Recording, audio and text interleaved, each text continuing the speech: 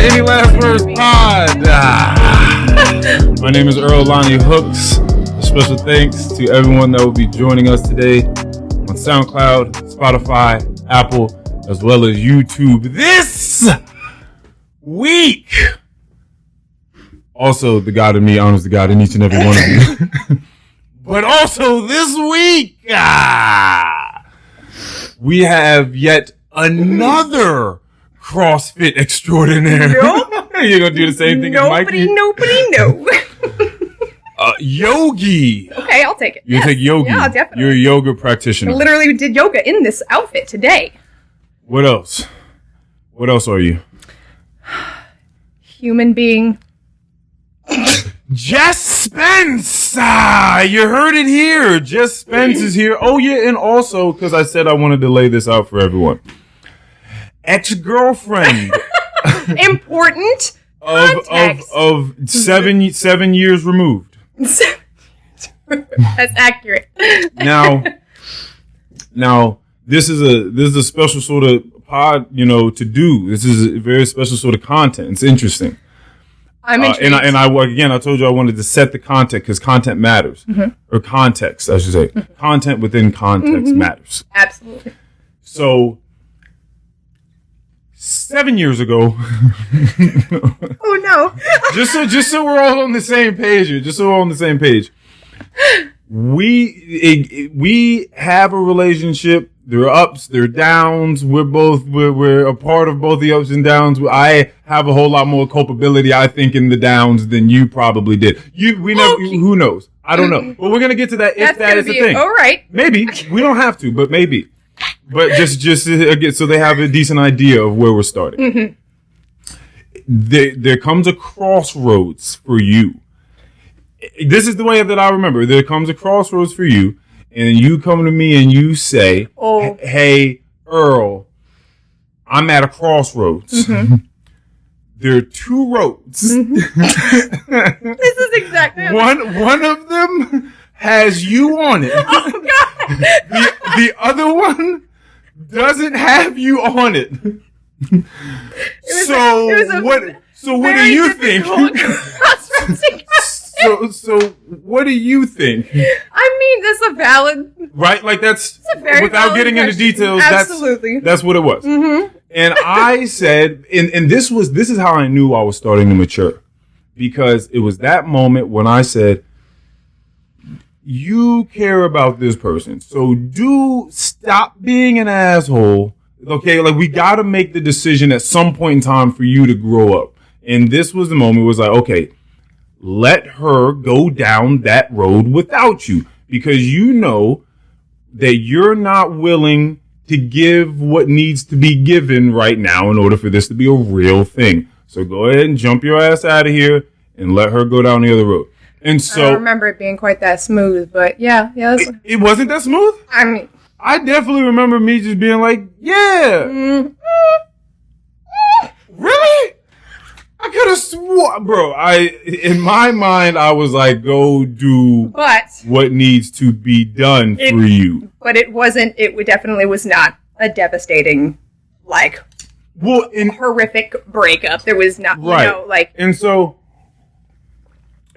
that brings me to my next point in this is because it wasn't a horrible, devastating, crucial,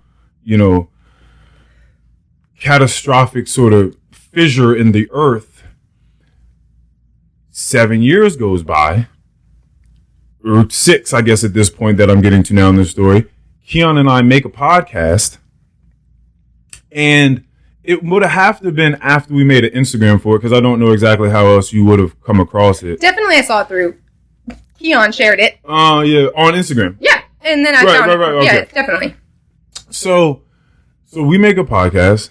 And then I don't know exactly at what point in time you started reaching out or you were notified that you were listening to it. I forget around which episode. You guys had been doing the podcast for a couple of months. Right. Because I had catching up to do when I started listening to it. And this is how I am. since started listening to like 2 other podcasts additionally, and I'm the same freaking way where I feel like I need to start from episode 1. I don't care if there's 600 episodes. I need to watch the evolution of whatever this is. So it was like, if I'm going to understand where they are today, I clearly need to know what they were doing 2 months ago. So I started from the first episode. I caught all the way up. And it was really fantastic, honestly. Like, having not communicated with you in so long to kind of have this window into like, oh my gosh, this is how he's doing. And I get to kind of observe that without intruding into your life or just popping back in being, hey, what's up? We haven't talked in 7 years. How you doing? You've said this before, though, this intrusion of things. For anyone that listens to this, I am the person to intrude. If you want, I have the sort of life you want to intrude on. If you want to intrude, come do it. Because I'm not one of these, like, I don't do it like these regular ass weird people with relationships. No, that's like, it's weird to me. Again, all of this is so ephemeral, right? Like, this world can just come and go at any moment. People wake up all the time thinking that they're just going to go on about their day and have a great day and do whatever it is they do, and then they end up getting killed. It happens that is someone's story. That is many, many people's story every single day. Yeah. So what I'm saying is, I don't, these grudges and like weird energy sustained through the years and years. Like, I had a friend, oh my God. I had a friend talking to this chick, and he brought my name up. I don't know, it just came up in conversation. And this is someone I used to know, the woman he's talking to, from a long time ago. And probably definitely my worst days.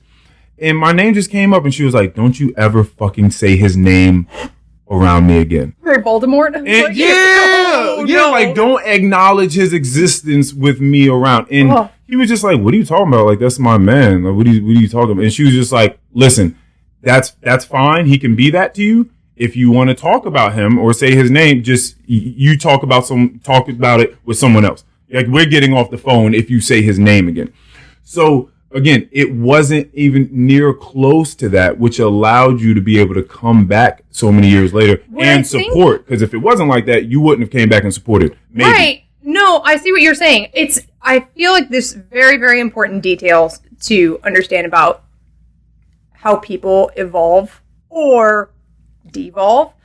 This was something I was thinking a lot about recently, because a relationship that I was just in that ended was the longest that I have ever been with another human being. Yes. And which was the other road, by the way. Yes. Okay, yeah. So, spoiler alert. Yeah, that was the other road. Okay. So it was the longest relationship that I had ever been in. You feel like you have a very firm understanding of a person, having lived with them and been with them and experienced life with them for this much time. Okay.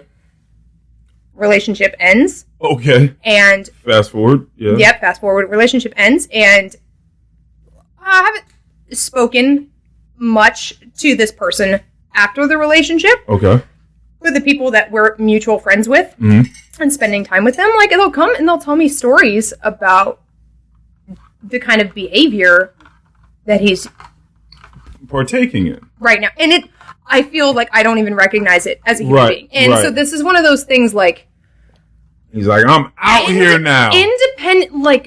Seriously, independently of a relationship, because I think that you might have had this conversation. I'm hearing this conversation recently about, like, some people feel that they are a better person when they're in a relationship. Like, sometimes if they're with somebody that wants them to be, their best self, you're going to feel like, I want to be my best self because I have this person that I'm also trying to support. Like, I'm going to try to be that best. And that might have been what happened. But independently of that relationship, I feel like that person and how they are carrying themselves and how they're living about their life, that is really what you need to be looking at. Like, when nobody else is really paying attention to you. Yeah. And it blows my mind, like, the kind of person that he is now. And I'm like, I would not, ideally after a relationship, like, I'm the type of person that, like, if a relationship ends, I feel like I don't want to, again, the grudges and everything like that, that doesn't sit well. Resentment feels gross in my body. I don't like it. So I'm like, if we can just, this is what happened. This was our relationship. It didn't work out right for the long term, but this was cool. What we had, and now we're moving forward. If it could be like that, amazing, absolutely fantastic. But I'm like, I wouldn't choose to continue going and being friends with this person now, what I'm seeing. Yeah. And I think that makes a really big difference because I was paying attention to you after our relationship by listening to this podcast. I'm like, let's check in with Earl and see how he's doing. Right. And I'm like, okay. Fantastic. All right, sounds solid. He's continuing to be this bright, shining light that I was familiar with when I knew him. So I'm like, yes, I will absolutely reach out and, connect. That makes things much, much easier because I think that makes a big difference. When you see people that you knew from back in the day, it can go one or two ways. So it's very, very good. It feels so good to the heart and soul when you see someone that you really cared about and spent a lot of time with, and then mad time went past, you see him again, you're like, fuck, yes! Like, you're still on, like, you look healthy. It makes a big difference to how you are as a human being, because definitely, if you are just a hateful human being and you're, like, terribly insecure and you see somebody thriving, you're like, fuck them. Yeah. And you're like, I need to somehow get back at them for being happy and successful. Like, it's no. And that's, I think. That's crazy. I think that's hilarious. That's, you know what's funny is, you don't deserve to be happy. You say something like that, and it takes me a second to even catch up to what you're even talking about. Definitely. Yeah, I'm like, what are you talking? Like, why would you? Oh my gosh! But no, that is people's lives. But anyway, so we were able to get to this point. We were able to come back, listen to stuff, start supporting, and sharing us on Instagram and stuff like that. And then many months later, we have a conversation or a few through DMs and stuff like that. And then months later, which is now, we have a conversation of, hey, you want to come on the podcast? and so the reason I did all of this setting up the context is so that everyone listening can know that this is the first real conversation that we've had amongst each other in over 7 years. This is going to be a great time. Yeah. So I felt like that needed to be said. Yes. Now, I had an opening question for you. Oh boy. Excited. but I think I might know the answer. Now, I'm going to ask you what the question is. If it's not that answer, then I'm just going to allow you to go and tell me the answer. No. If it is, then it is. Whatever it is, we'll see what it is. But I'm going to ask you both either way. Okay. You heard me ask Mikey this too.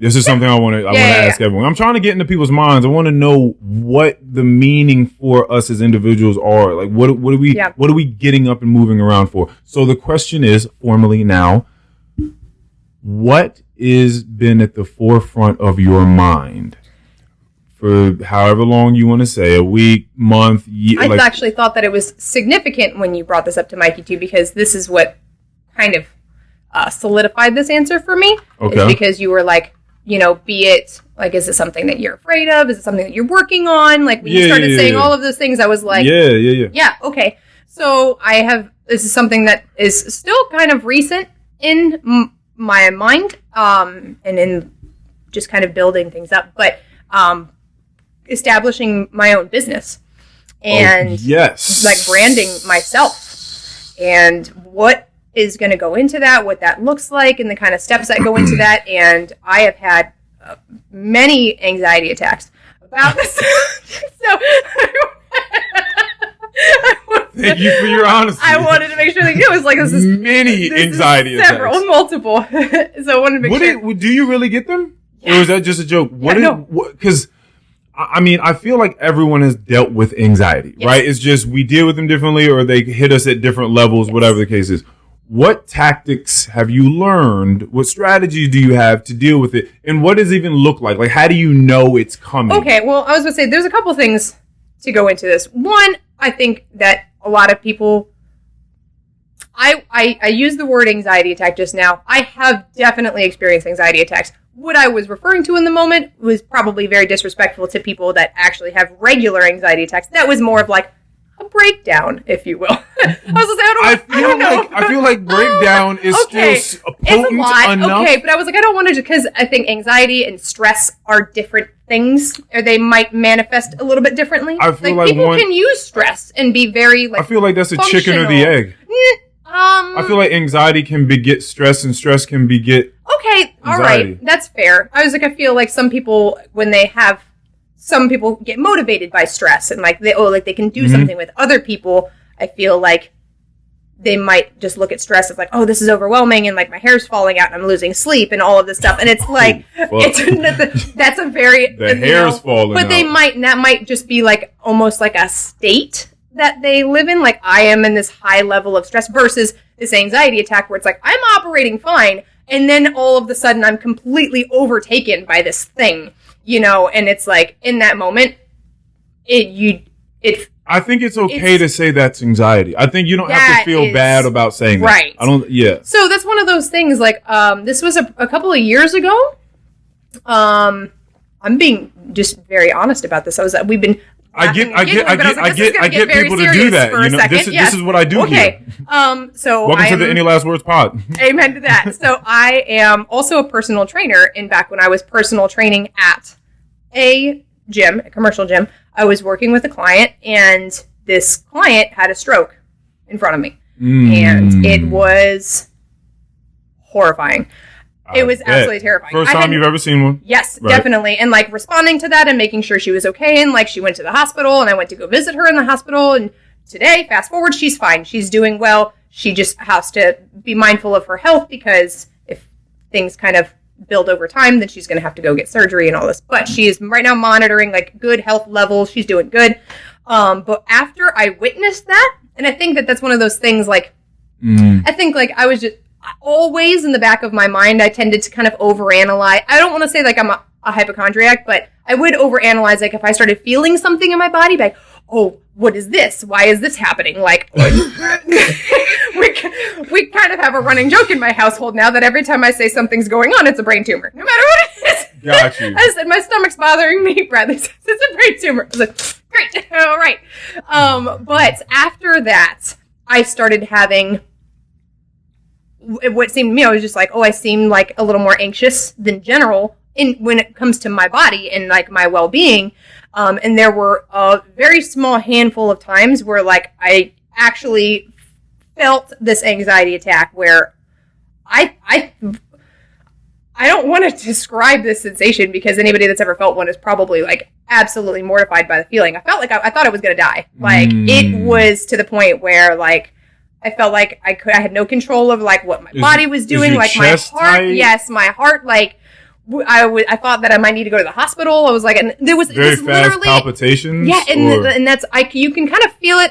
To me, mentally, it was like, I'm actually reading a book right now, and I love that he said this. He was talking about like emotions are like our thoughts manifested in our body, and I like that he put it. The Power of Now by Eckhart Tolle.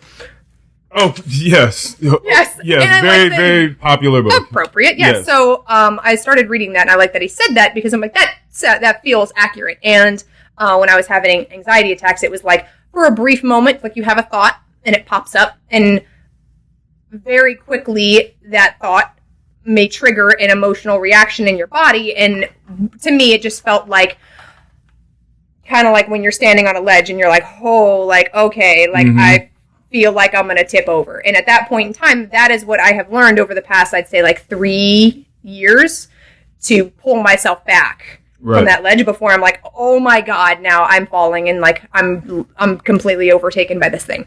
It's devastating. Because you've been practicing yoga for how many years? Yoga. This matters. The reason why I'm asking you. I've been practicing yoga for quite a long time now. At the beginning, it was very much a physiological thing. I was like, oh, I need to do this because I have very tight and painful hips, and this is why I need hip flexors so bad. So I was like, I need to do yoga to help my body. 4 years, 5 years? I would say it's probably been. It's okay. You can be a veteran if you just want to say. I'd say I've been practicing for like 3 or 4 years. You got your black belt in yoga. So, okay.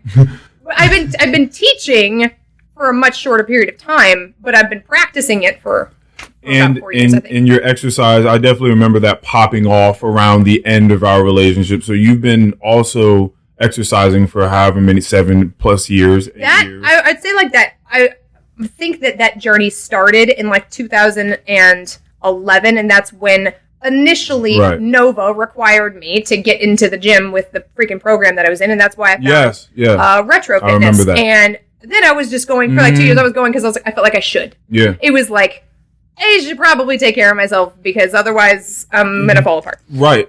So it felt just very much like a job. The whole reason I bring this up is because both of these things work heavily within breath work. So much. You have no idea. Like I know you do, actually. I'm not going to say you have no idea. I have some idea, but you probably have a better idea than I do. And so it's gotten to the point where it helps tremendously that you have people around you that are willing to listen. And that's why, like, I tell people, get a freaking therapist. Go to therapy. It's great. Do it. Like, you need to be able to get those thoughts out. Because I spent a long time with somebody that would almost shame me a little bit for feeling anxious and stressed. Because they didn't know how to handle it. Like, I was like feeling this was like, just stop. Just don't think about it. Like, and I'm like, I can't. I would so love to not. But I can't. Like, it's there. And so being able to talk about it, it has improved my level of, I'm not going to say like I don't have anxiety anymore because it's still definitely there. Yeah. But how I manage it is improved tremendously, primarily because I have at least like 2 people now in my life that I can talk to, and they will be very objective with me and they'll listen, and I can just get it out, and they're not going to judge me. They're going to ask me questions. So I'm like, oh, I didn't actually consider that. Like, thank you for introducing this other perspective to me. So that's why I think it's beneficial. Not everybody has friends or family members that can be objective with them. No. People are typically very By biased. the way, most people don't. I'm willing to go on the limb. Humans in general. It's very hard. So I'm thankful that like the 2 like closest people in my life like are very objective people. Like they just like to ask questions and they just like to, so it's great being able to have conversation with them. But for the most part, like it's hard. You want to vent to your friends or family and then they're just like, whatever you're mad at or whatever you're stressed about, just being like, man, fuck that. Like, just forget about it. And it's like, I can't just do that. Like, I have to live with this thing. How do I do that better? Yeah. So it's definitely much more helpful to have those people around. But if you're not, like, if you don't have anybody that you can talk to, get a therapist. God, get a therapist. But if you don't have anybody to talk to, breath work is vital. Well, yeah, you're talking to me about having these breakdowns. Like, you have to have some breath work. It goes into all. Oh, damn! There you go. Gave him a fine breath just now. Feels good. Yeah, but it matters. So you talk about having the, I don't know, anxiety attacks or breakdowns, as you called it. However, whatever makes you feel good, whatever tag you need to feel good about saying it. You're having these, and I'm wondering. Well, you've been doing breath work for so long, and all these yogi moves and all of these exercises. So. Like, does that come into your mind when these moments are coming up? I just need to breathe. It definitely helps. There are some times when I feel like I'm stuck in that place where I'll feel like I just need to move. Like, I just need to go do something. And so, like, I'll go on a walk. Okay. And that'll help a lot. Yeah. If I sit still, I'm stuck. Like, and it just sits. So I'll get up and I'll go on a walk. Or, like, I'll try and do, like, even if it's, like, just 2 yoga poses and I'm just kind of like breathing back and forth like cat-cow. Like it doesn't matter as long as I'm like, if I can move and I can focus my attention on something else, then it really does help. And then once you start moving your body and once you start breathing, like literally chemistry is changing in your body. So then that facilitates your shift in your mindset and your attitude. So well, going into because you just humbly threw out this business. Very. Just, forefront of my mind is, just running my fucking business. You know what I mean? Like, what are the rest of y'all doing? You on unemployment, broke ass? I was on unemployment for a lot of last year. Let's back up. What you doing? Oh, you work for somebody? You got a boss? Oh my God, I was unemployed for most of 2020. Ass. So let me tell y'all about my business, though. Okay, so let's talk about this business. Yeah, okay.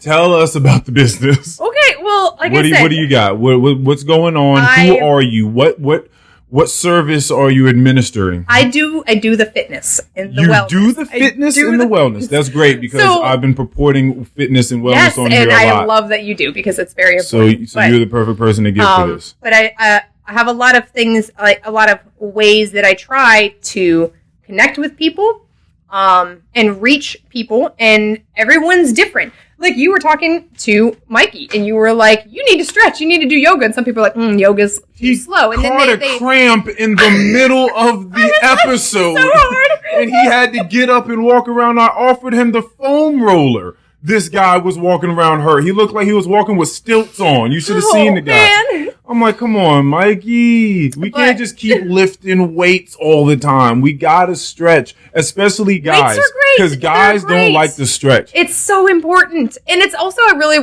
know just you want to lift know weights, this. just want to be big. And Creatine, pre-workout, lift, gains. You see, I'm Stretch, certain that water, stretch. Yes. Yoga's fine, guys. I was going to say, I know that you're aware of this because you do vinyasa and yin. And that, which is also debated for some people yin harder than vinyasa. For some people have a very, very difficult time sitting still and not doing anything. Like, that's incredibly hard. That's when their anxiety rises. Mm-hmm. People tell me that they can't people hold a lot of emotion and anxiety in their body. Like, we were just talking about this. And for some people, it's in different places. And then when you go into yin and you are asked to sit in this pose that is like deep stretching your tissue for several minutes at a time. And sitting on joints. Releasing a lot of that emotion. People often like get worked up and they cry in a practice like that because they're like, oh my God, like where did this come from? Yeah. And it's the same freaking thing. So it's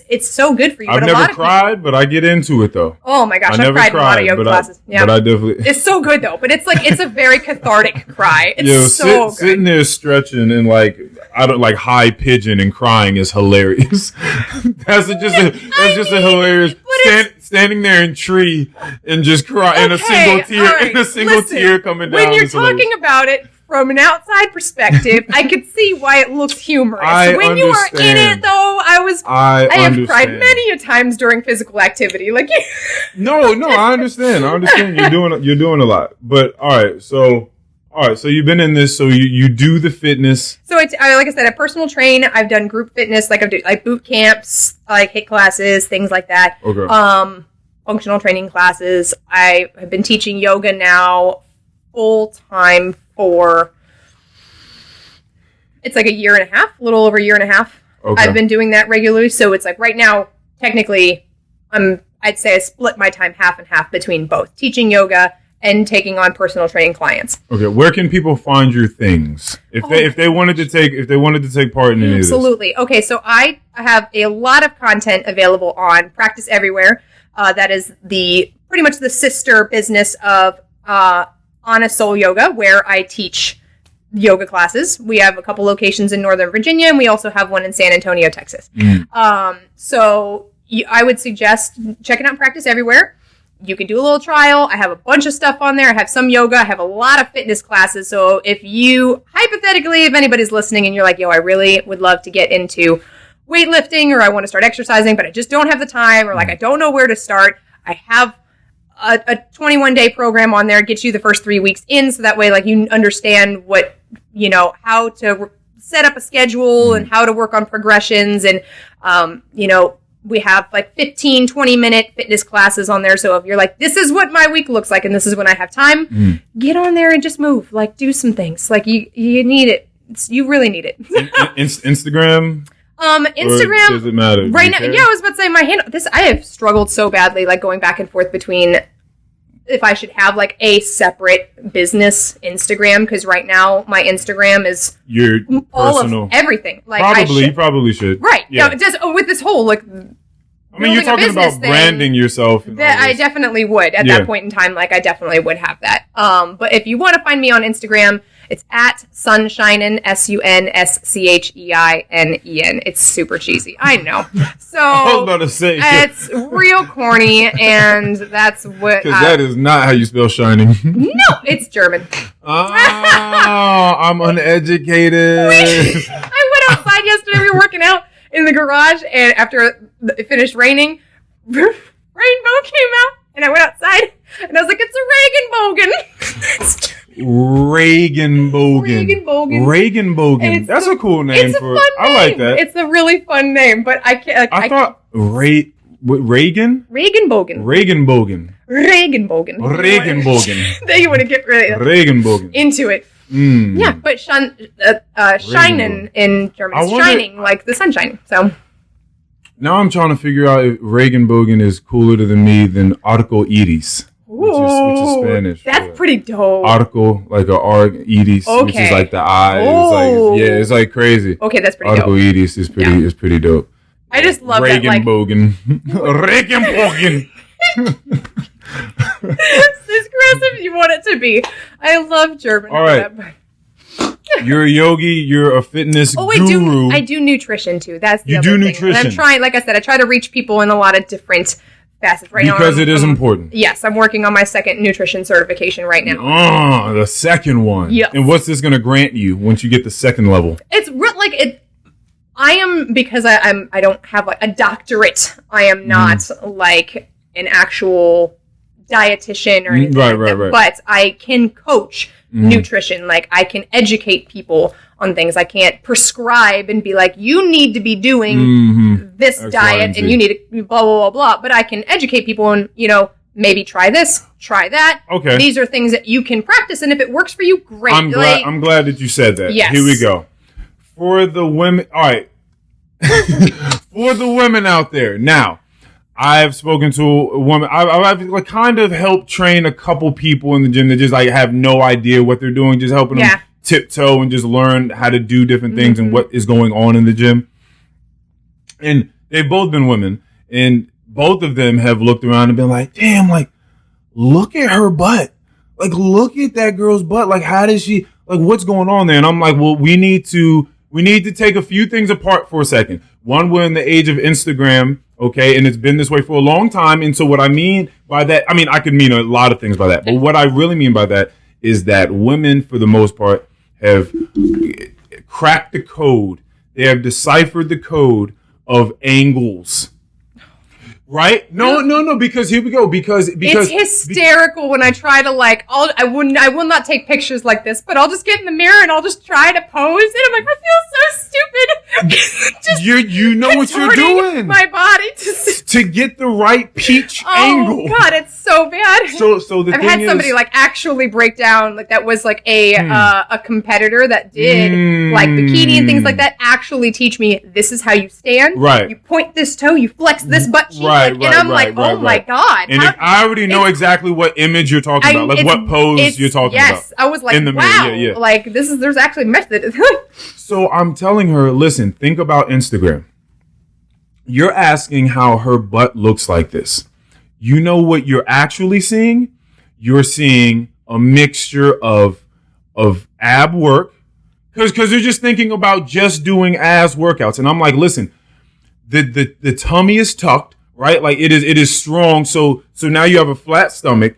They're working their back. They're over there doing mad fucking deadlifts and stuff like that. So they're working their lower back, because now we're also talking about slope, right? The slope of back matters, because when the back goes in, this was a big thing. I actually saw, you're talking about girls looking at girls on Instagram. Yeah. I've been in a gym where my girlfriend looked at me and she was like, this girl's ass is ridiculous. And I'll look over and I'll be like, there's a difference between yes, that's a nice ass, versus she has a horrible pelvic tilt, and I'm so worried about her spine, because you were talking about that slope. When I first started working out, I look back at videos of when I first started deadlifting, I had a horrible tilt where my back was always arched. And anyone sticking their tail out like that, like the duck butt, anyone's going to look like they have a huge butt because it's just sticking out. That doesn't... You tuck your tailbone and you're talking about then you can see them standing straight up. Right. Then you can actually see what it looks like proportionate to the rest of them. Right. So it's crazy. Right. So the whole point is, I'm telling her, okay, they're doing ab work, they're doing back work, they're doing leg and ass work, but it's all of these things combined that give you what it is you're seeing.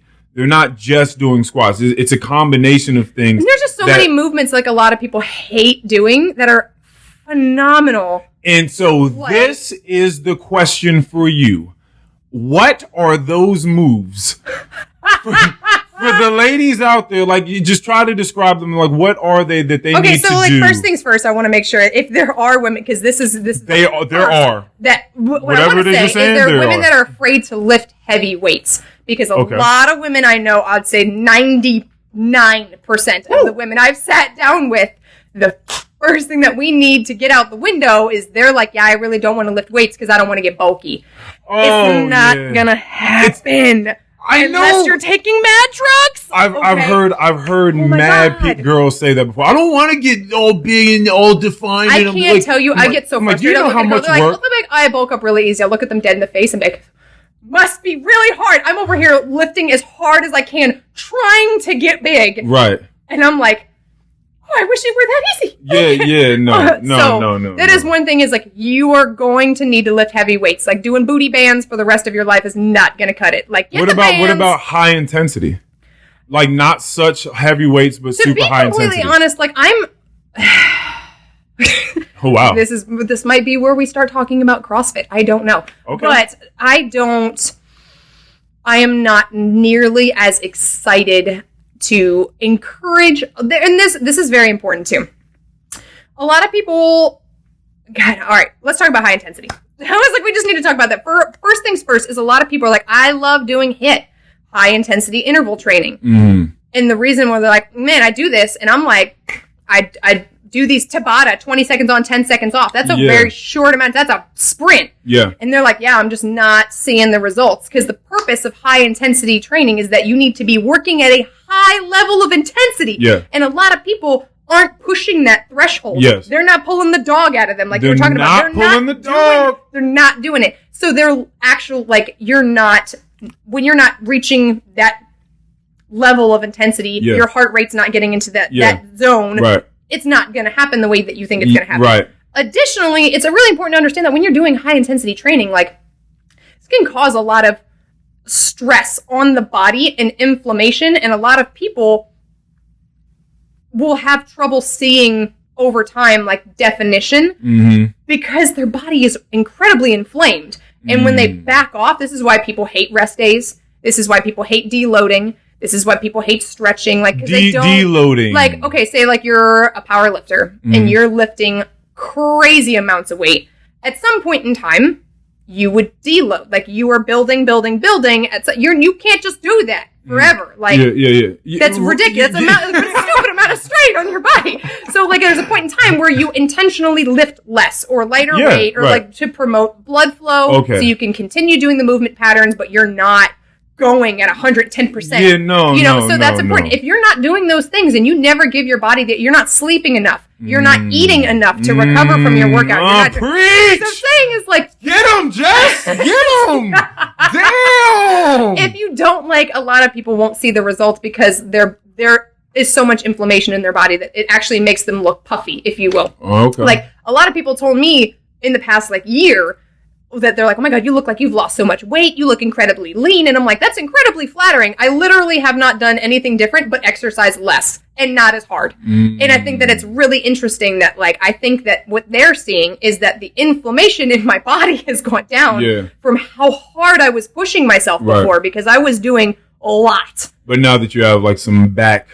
I did. I had some back skirmishes. I think, and I was talking to somebody today, I think that what had happened, because we were doing some twists in my yoga classes today, and I was talking to a student a lot about how to best access that, and, you know, how to do it so it sits well in your body and that it's not, like, crunchy and, you know, uncomfortable.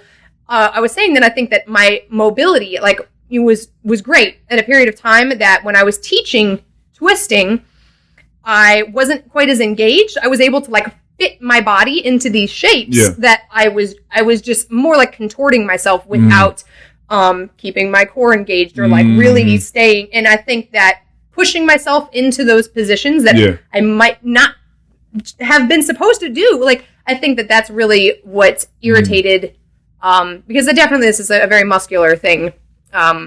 With that's going on. Are you going to help these women get asses or what? Listen, you asked me questions. Okay. So, all right, let's talk about, it's a big intensity. High intensity, I was like, it's cool, but it's not for everybody. Don't feel like that's your only option. Right. So if you're not, like, over here doing HIIT, like, or P90X, like, you're not going to fail. You're going to be okay.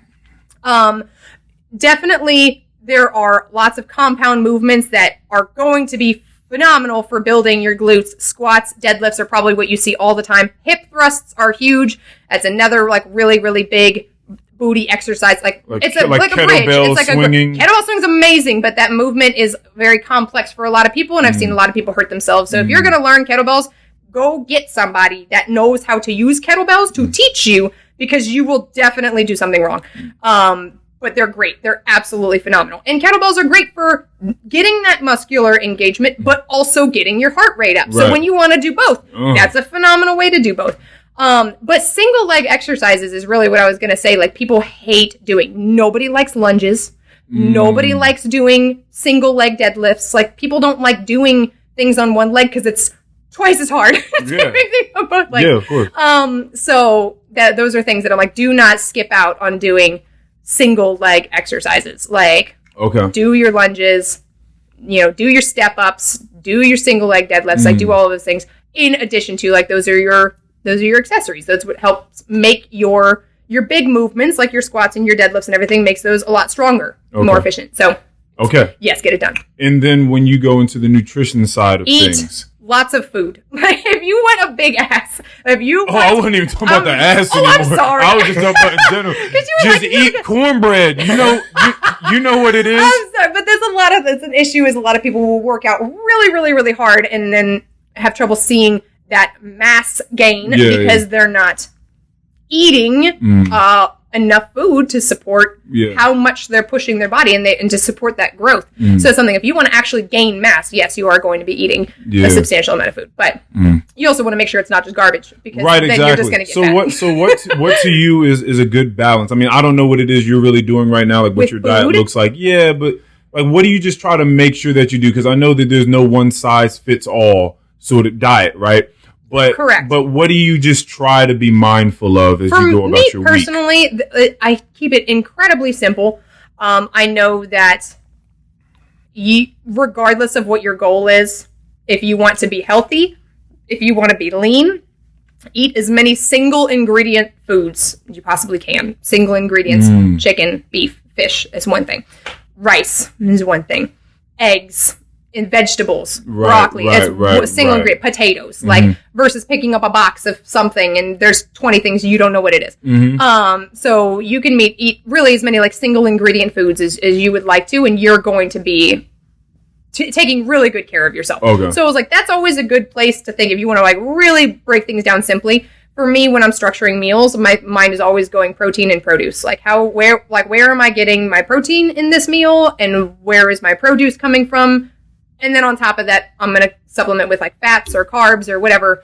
But that's always like how I kind of structure each of my meals. Okay. You drinking smoothies?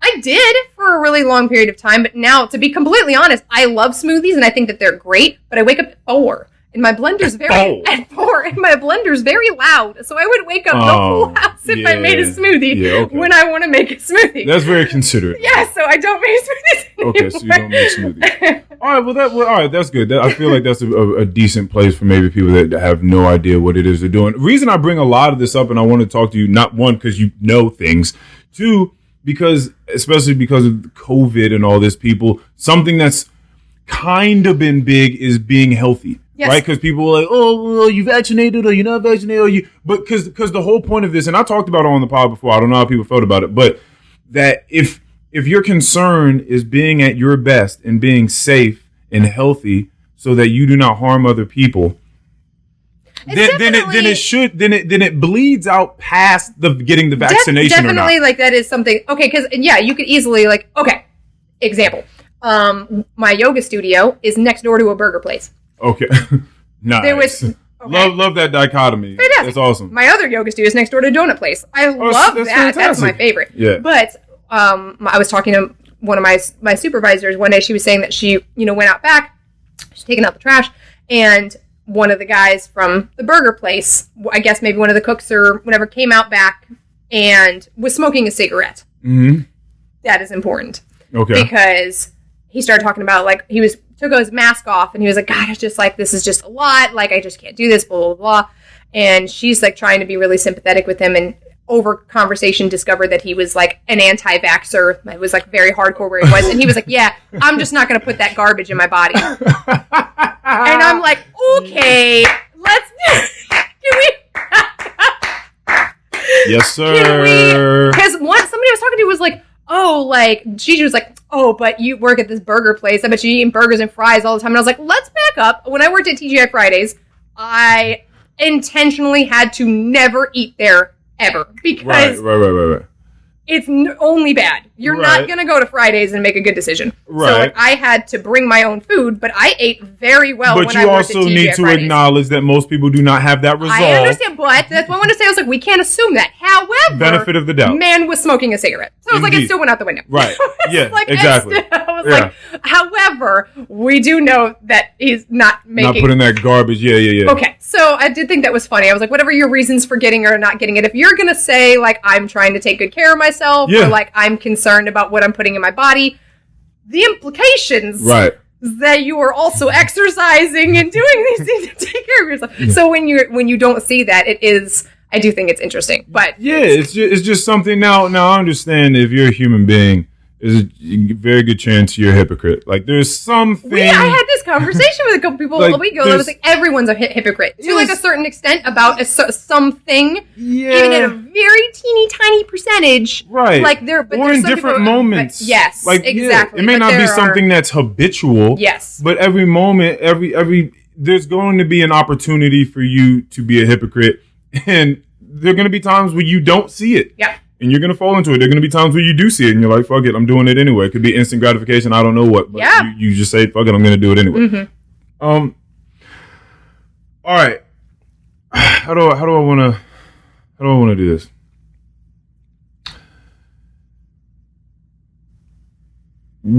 What has been whether it's nutrition or just working out, yoga, what has been your most common run-in with people that is detrimental to the progress, to the program? What is the most common thing? You don't have to put anybody's name out or do nothing specific, but just this is what most people lack. This is why we're not getting this thing done. This is why we're not being safe out here as far as our health There are definitely a couple of things. I feel like the number one thing, and I feel like this just keeps coming up over and over and over again, is motivation. Like people saying... The dog! I knew it! I knew that was going to be... And what I mean by that is this is very important too, is because I'm not here to preach to you like, this is how you get motivation. It's not going to fucking happen. Right. And that's the issue, is a lot of people wait for it. A lot of people say, oh, I'm not motivated, I don't feel motivated, or I'm looking for the motivation to do this thing. Good luck. Yeah. Because I operate most days without motivation. Mm-hmm. Right. That is the discipline. That is the bigger picture. That is doing what you need to do even when you don't feel like doing it. Yeah. Okay, and so that's the issue.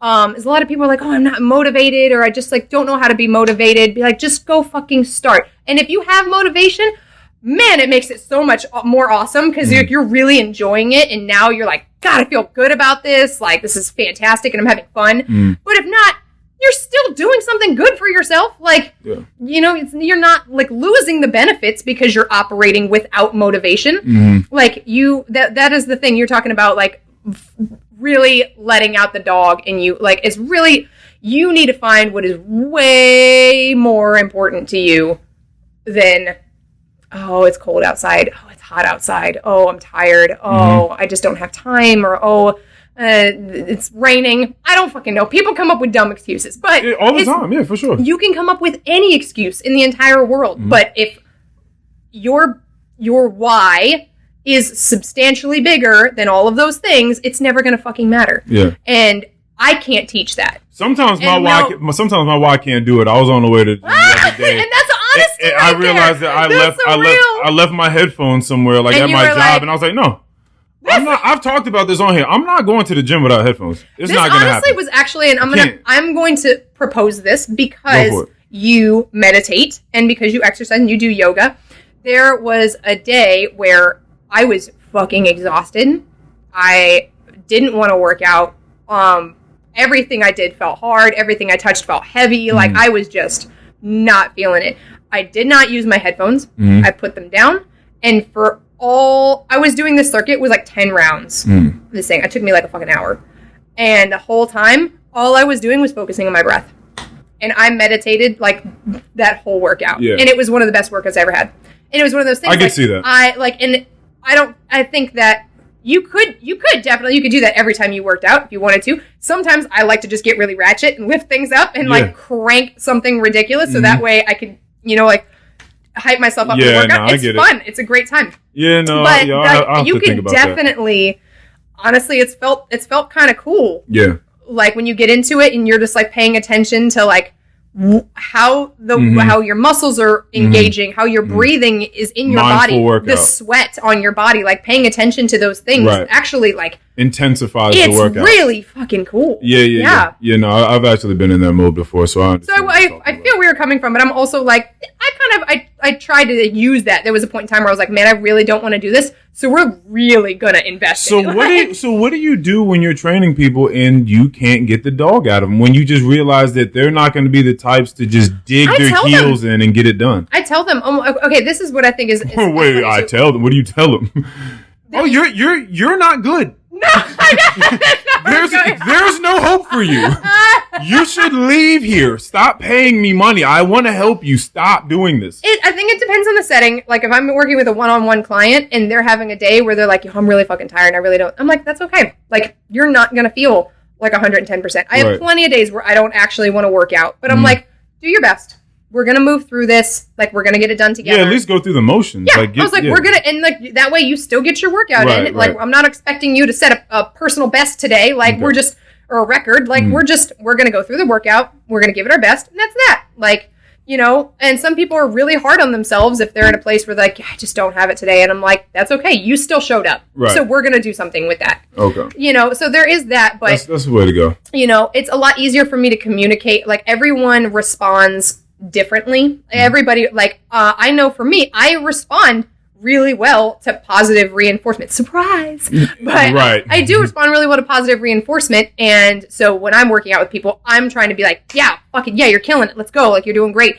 Some people need to be told you're being a bitch. You need to get your shit together and you need to lift that weight. Like, you need to, and so it's understanding too how people respond. Some people don't even listen to you when they're working out. They just get in this zone where like they start working and like I'm talking to them and they're like, I didn't hear anything you said the whole time I was doing that exercise, because they like really focus on that thing. Mostly CrossFitters. They just like are focused on like going as hard and as fast as they possibly can. And I'm like giving them cues and I'm like telling them blah, blah, blah. And they're like, hey, listen, I just want you to know that I really appreciate any and all feedback that you're giving me, but I'm not listening to anything you're saying. I can't work. I can't do that. If someone's trying to tell me how to better do something that I'm doing, I have to. I can do the motion and listen at the same time, so I can make micro adjustments. That's what I understand to do. It's like, even if you're in a group fitness class, you're not competing. You're not in the games right now, guys. Yeah, like, but they act like it. I know. I've only been twice, but they sure do act like it. What I'm saying is, like, listen, you are not up against Matt Frazier right now. Like, you can slow down and listen and get better. Like, but I think that's people's problem. And that's why I am a proponent of yoga and meditation, because I feel like people do have a very hard time slowing their ass down and realizing that everything doesn't have to be at this tempo. This was a big thing for me, and I was having this conversation. You still, and I don't know if you see this where you take yoga classes, but I have still seen this in my yoga studio where, the big thing that I loved going from weightlifting and, HIIT training, CrossFit, and this high intensity movement going into yoga was that there weren't so many expectations. Mm-hmm. Like, when you go to the gym and you're like, hey, what's up? Okay, today we're going to do deadlifts. The expectation is that you're going to fucking deadlift. Yeah. If you just dropped into child's pose while you're supposed to be deadlifting, people will be like, the fuck are you doing? Yes. But at the yoga studio, right. If at the yoga studio, you choose to lay flat on your face for an hour, no one's going to care. Yeah. Nobody cares. Mm-hmm. Like, that, it's all about whatever your body's telling you. Right. Follow your body. And I love that it was like, I felt that it was a lot more encouraging to build, to really grow from where you're at, rather than I need to be on this level and I need to be doing this even though my body's not ready for that yet. No, like, that's for the gym. Like, you can push yourself through whatever crazy nonsense you want to when you're doing that. But we're here to meet ourselves where we're at. But that's why yoga instructors always have like 4 variants of different poses. Yeah. But that's why I was saying is like, that's why I fell in love with yoga, because I love that it was like, it really did like make the most of where you are right now and like try to speak to that, not, oh, I did this pose last week. Nobody gives a shit. We're talking about right now. And that's really, really important. I still see people, and we try so much as teachers to speak to this, but we still see so many people that show up to the class and are leading with their ego and are like, I need to do 12 handstands in this class, and I need to no, you don't. But that's the thing, is a lot of people like they'll ask that of themselves, or like, oh, if I'm not doing a double push-up every time I do chaturanga, like I'm totally missing out on this practice. And look, you don't have to do that. Yo, people are overthinking life.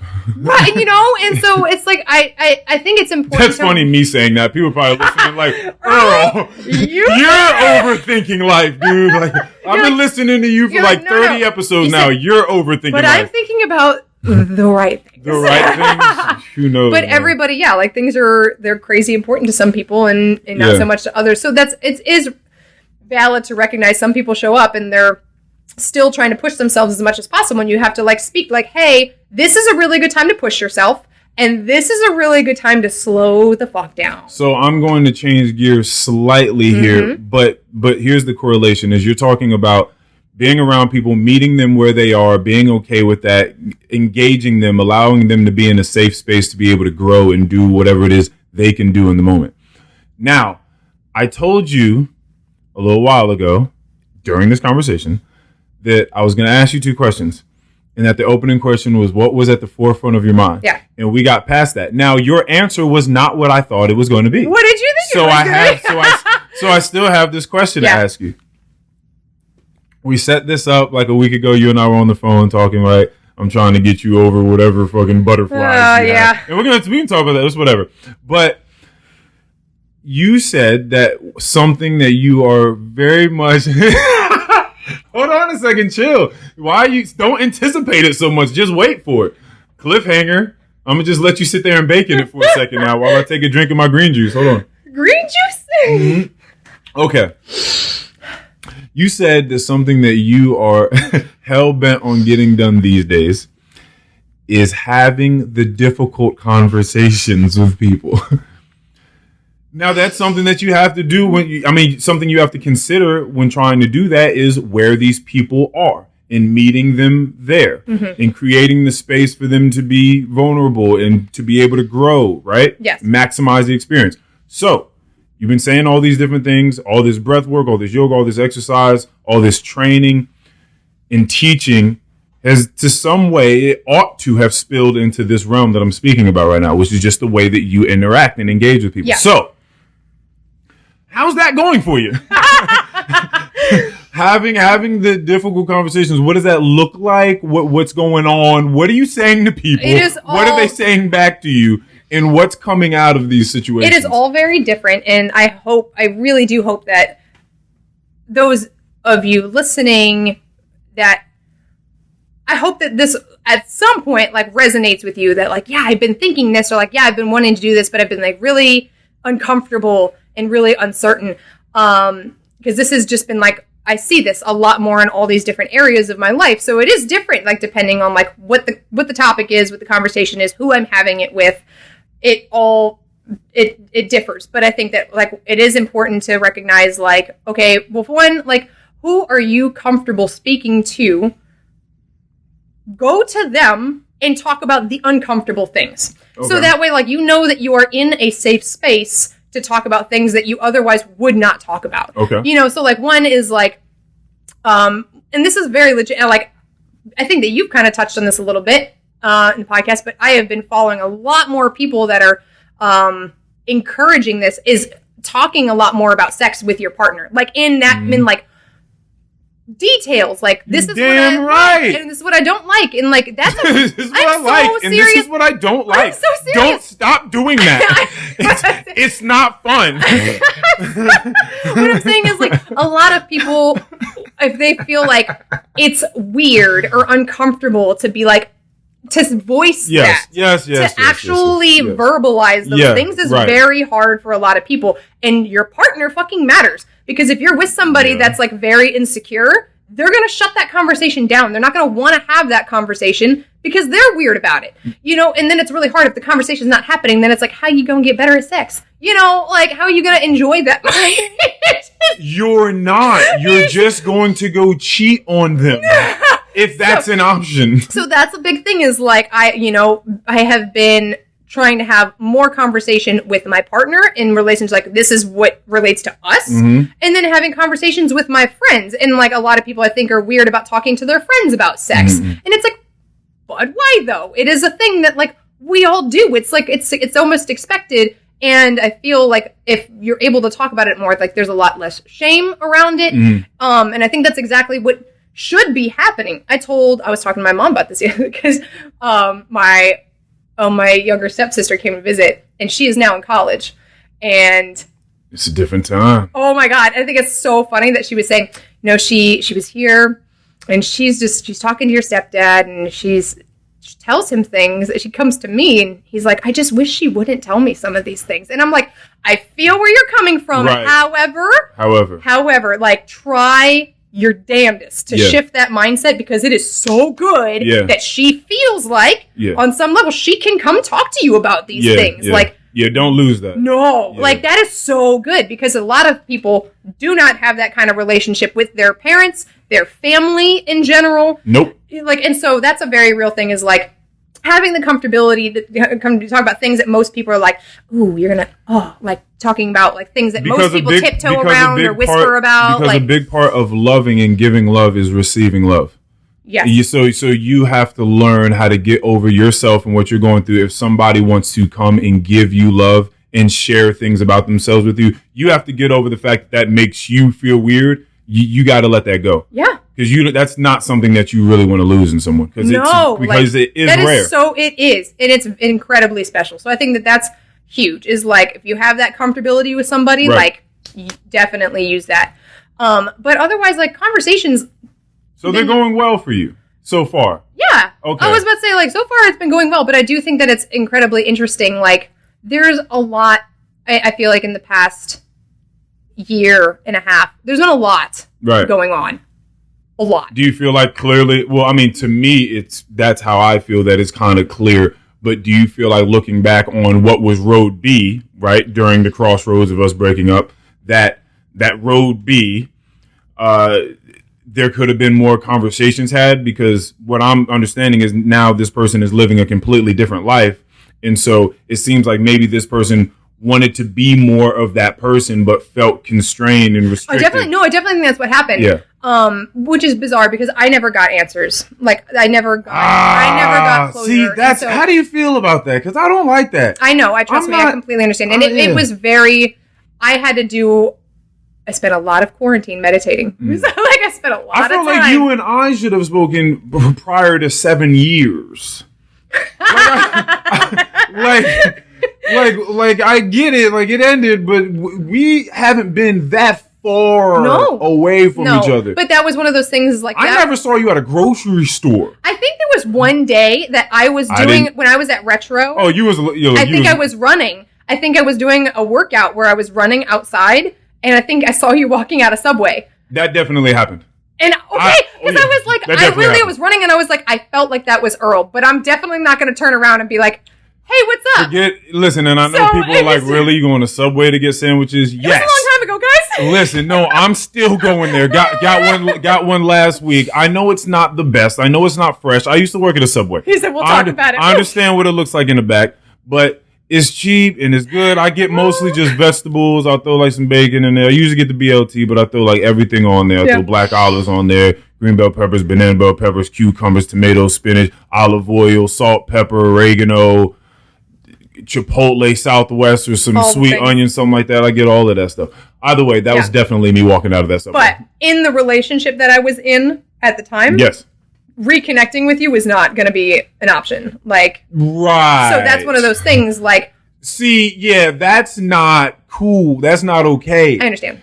Like, we got to live better than that. It was one of those things too, where it's like, you were having a conversation with Mike. I was the devil. Just tell me, I was the devil. Why you just keep putting these words in my mouth? I'm asking you a question. I don't know. No, absolutely not. Was it like that girl that I just told you my friend had a conversation with? Who was just like, did you just say his fucking name in this house? Absolutely not. Okay. I tell people like my relationship with you was amazing. Okay. It was absolutely fantastic. But I think that we wanted different things from the relationship. That was the crossroads. Yes. Yeah. And so like that was the thing is like that's the reason why it didn't continue like it did. Yeah. But you were having a conversation with Mikey on the last podcast about like being in relationship with somebody right now and being able to have conversations about like just the possibility of sleeping with somebody else. Yeah. And I had a lot of That's a requirement from this day forth for everyone listening. Is you at least need to be able to have the conversation. That is okay, because this is the thing. These were all the things that were coming in my head. Because when I find that I have like, this goes into having hard conversations. When you feel like resistance, like you say something and I'm like, I feel like there's a flag up here. Okay. Like I disagree with what you're saying. Okay. And I felt that initially. But what you were communicating, like your point that you were trying to get across, I agreed with. I was going into the scenario you were talking about. And that actually doesn't matter. Like what you're talking about to your partner, that thing doesn't really matter. It is the concept that you should be able to have conversation with your partner about X. Yes. You know, like it doesn't matter like what it is. Like, you should be able to have that conversation. Yes. Definitely. Like, and I think that that's incredibly important. And a lot of people are like, oh my God, I would never talk to my partner about that. I would never talk to them about that. And it's like, for why? Like that's your life partner. Are you kidding me? Like, or maybe not. Visit. Or maybe it's not your life partner. Right. There's that. You know, but that was one of those things like I was thinking, but my opinion of like very casual sex is just, that's why like when I was listening to it and I was like, okay, well if you're with this person and like that's your partner and that's you're human and you're going to just go have casual sex with this person because the opportunity it presented itself and then you're going to come back because this person is obviously your rock and you're not going to sacrifice that relationship, but you want that opportunity. I'm like, that's not fucking worth it. In my mind, I'm like, like what's not worth it? What do you mean? Like, what you're saying is allowing. I don't think that just like if you're in a relationship with a person, you think like this is the person. Yes. You think so highly of this human being that you're like, I want to spend the rest of my life with this human being. Right. But then somebody else comes along that just the opportunity to go have sex with that person presents itself. But the reason being, I want to be with this person. The question would be, well, why? Why do you want to be with that person? And if you can honestly say to yourself, because I want to have sex with them and only them for the rest of my life, then you can say that. I think that you're kind of lying to yourself and everyone else. What I'm saying is we are attracted to people, right? It's a thing. And we know that. Now I'm going to take it a step further than that. We see people and based upon being around them for a couple minutes or maybe not even that, you can say, like if you weren't dating someone, you could easily say, yeah, I could see myself having sex with that person. Like they're of the physical standards that I am attracted to, right? So what I'm saying is that doesn't dissolve once you're in a relationship with someone. Correct. So it's still there. So what I'm saying is when you are single, so if you're just against casual dating or casual sex just in general, like you don't, well, okay, well then, because here comes the nuance now. What is casual dating? Or what is casual sex? Like if someone, like if you're out and you're single. And again, I think that it is absolutely up to the individual. I'm not trying to be out here and be like, everybody stop having casual sex because you're dumb. That's definitely not what I think. I've tried it. Yes. Like I have explored those types of, that's a relationship in and of itself is like, that's even if your relationship is like there is no attachment or expectations. It's just like we hook up and then we leave, you know, like that's a relationship like that, you know? So even with that, you know, having those experiences, there is nothing fulfilling about that kind of interaction that I would have any desire to come back to. Right. So those are things that I'm like, when I was just listening to the scenario and I'm like, that doesn't make any fucking sense. Why would you do that? So, you know, but I know plenty of people. I have people that are very close to me and they are like the happiest fucking couple I've ever seen, but they both are open to the idea and the prospect of sleeping with other people, and they bring that into their relationship, and ultimately, like, they're happy people. That's their people. Right. Like, that's them. Right. And then also, if they feel like having that experience, they can do that and it's not going to like make anything weird. So I think it's important. You got to know your relationship and what yes. And you also have to know how you conduct yourself. Even if you're going and doing something with someone else, you also have to know how that's conducted and what the bedrock of that fleeting relationship is. Because here's the difference, right, between me and other niggas. So here's the thing. So you have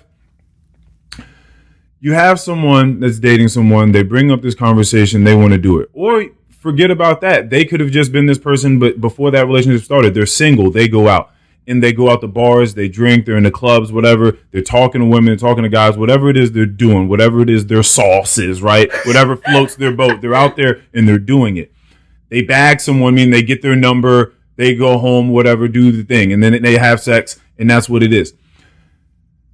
For me, when I was running around, by the way, so those were my 7 years, was just out here, right? So I did a lot of dating a lot of different types of people. But for me, the people I was having sex with, there's still this bedrock again, this level of intimacy.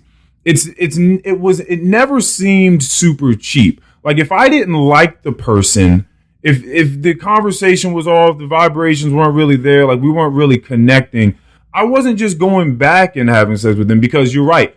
That to me is unattractive. Right. So that's where I agree with you. It's just going, having completely mindless sex with someone you don't know their name. Like it's just kind of whatever, and you know you're never going to see this person again. I mean, that some places that's cool, but it can get again vacuous. Like it can seem empty. Yeah. Right. But if you're spending time with this person and you're having casual moments, but for me, I think that my love language is quality time. Yep. It's not that I need to spend frequent time with people, but I know that when I'm with them, I want it to be of quality. Yeah. I want us to be here. And you said that when you came and sat down before we started recording, that I've been on this wave of wanting to be around people that give me back the gold bricks that I'm giving them in our presence, right? Yeah. Like you got to give me that back.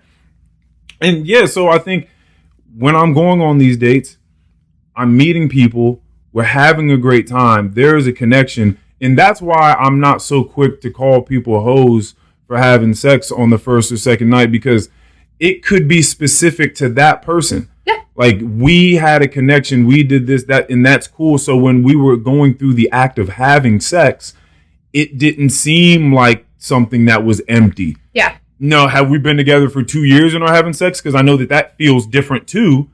But this also doesn't just feel like a just treacherous one night stand. Mm-hmm. You know what I mean? So I think that if you go about it mindfully, like you try to go about everything else, it doesn't have to be this dismayed version, this grotesque, and it's nasty. Just incredibly important. Yeah, I do think it's incredibly important that like you do recognize like who you're giving time and energy to, like making sure, like, again, that is of value to you, like, but recognizing like what you are looking for out of whatever kind of relationship, whatever that is you were talking about, like what is the function of this relationship. And I haven't even brought in possession. I haven't even said that word once, and that's really what I'm getting at. That's really the bedrock is.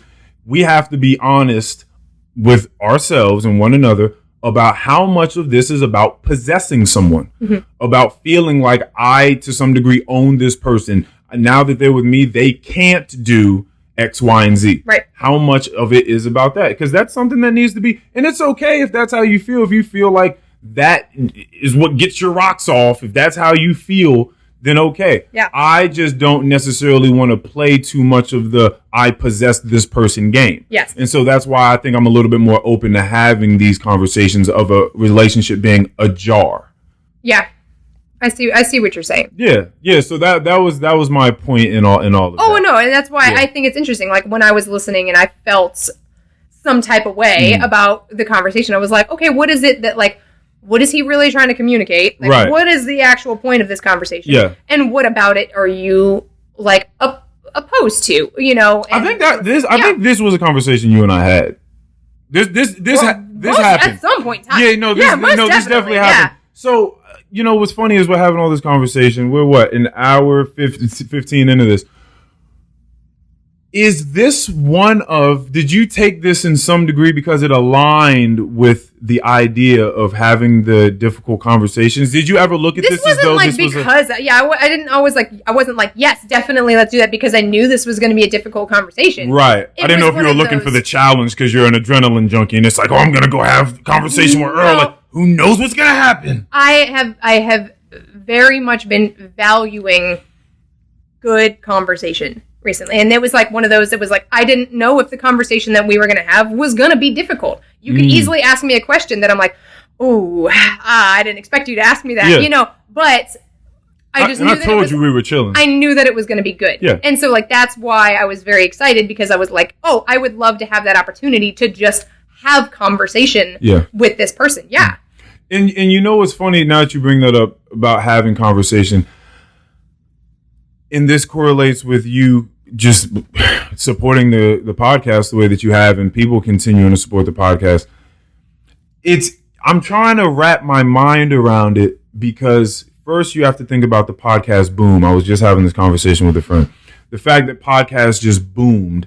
Everyone and their moms got a podcast about so many different things. So many people run it so many different ways. There's one man team, 2 people, 3 people, 4 people, all sorts of different stuff. Guest based, not guest based. Yep. But there has been a boom. There has been a thirst. Now, I know that storytellers have been a thing for millennia. Through many different cultures, storytellers have been extremely like the elders. Storytelling throughout the generations, that has been a huge part of human life. In every culture you can ever find, storytelling is a huge thing. So we've had this craving to hear people speak and articulate things in interesting ways. So it's just interesting to me now that people are just listening to people talk and articulate their thoughts on many things. And then when you get done trying to wrap your mind around the fact that there's a huge market for that now, then you have to wrap your mind around the idea that you have created a podcast and that people are willing to take time out of their day. It's the weirdest thing to me. It's made me feel incredibly oh my god, I don't know how to express this. On Practice Everywhere, there are some people that have practiced with me in all different countries, all over the world. And some people that are a little bit more local, I'll run into them at like Starbucks or something, and they're like, oh my god, I practice with you on Practice Everywhere. Like, I'm a fucking celebrity. And I'm like, and they're like, this is so awesome meeting you in person. And I'm like, right. And it's a very, very bizarre feeling, like, whatever I put out, whatever content, that was important to somebody. Right. And they, like, admire something I'm a part of someone's, journey. I'm a piece of that mosaic tiling. And it feels like, it's weird. Like, it's it is weird. But it also feels really, really good to, like, there is some sort of impact that I am making. Right. Feels good, you know?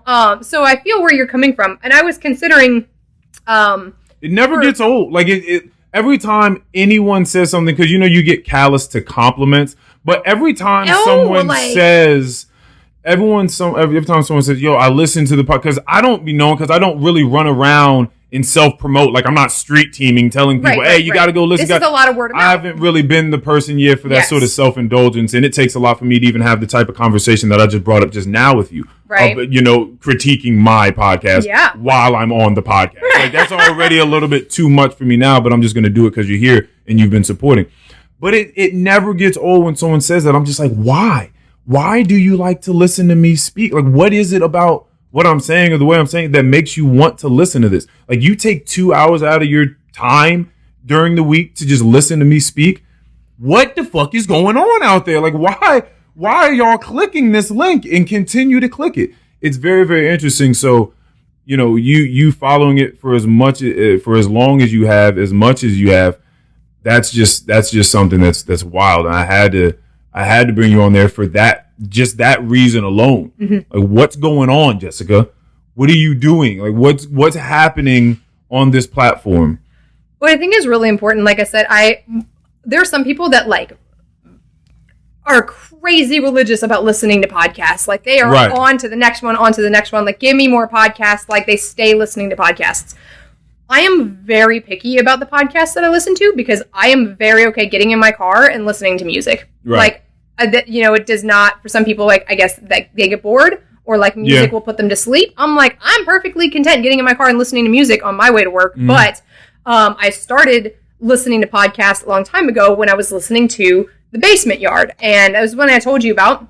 There are two guys. They're in New York. They're absolutely hilarious, and I like to listen to them because they're funny. Right. And, like, that was a big thing is, like, I liked listening to them because, like, they're around my age. I felt like a lot of the situations they talk about are relatable. Right. So you're like, oh, my God, I totally know what they're talking about. This is hilarious. And then it feels good to, like, listen and laugh about that. However, I think if, God, you ever take a day, Earl wanting to go listen to an episode of The Basement Yard. Okay. And you lay it side by side with any last words, you're going to be like, how the fuck are you listening to both of these podcasts? No, but that's really awesome because I know that people are more multifaceted than giving that sort of credit to. There is a purpose. Some people listen to podcasts specifically for educational reasons. Like, they only want to listen to podcasts if it's information that they're getting. And for me, I feel like because I'm constantly, like, researching things for my job, I prefer in a podcast to listen to something that's a little bit more for pleasure rather than work, you know? And so that's a very big thing for me. So I know what I'm looking for when I listen to podcasts. That's why I like listening to these guys that were funny. I would listen to comedians because I need that. Everybody needs that. But everybody need that. Everybody need that. Go get you some of that. Go laugh. So then I started listening to your podcast and I loved the storytelling, the kind of energy that you bring.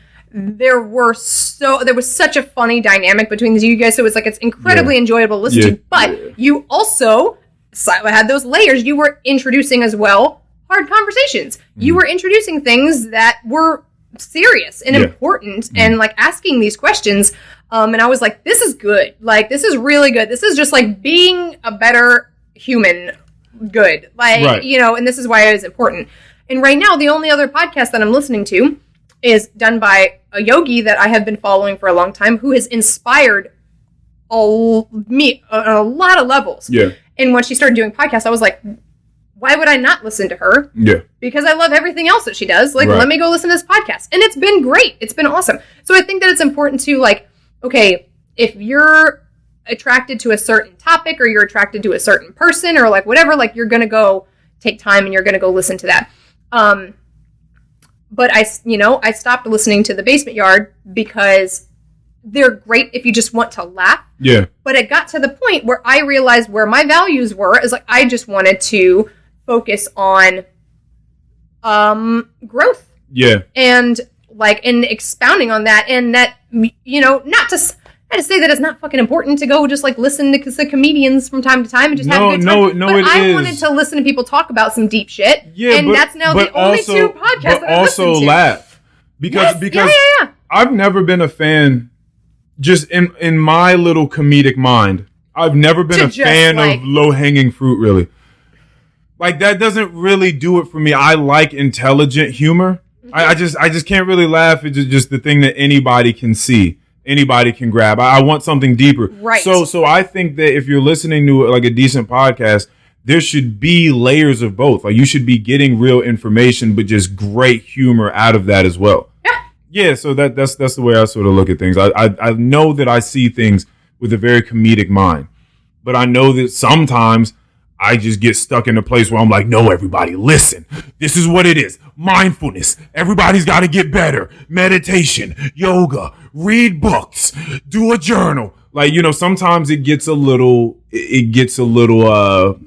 haywire. I get like this laser focus and I'm just trying to better the world.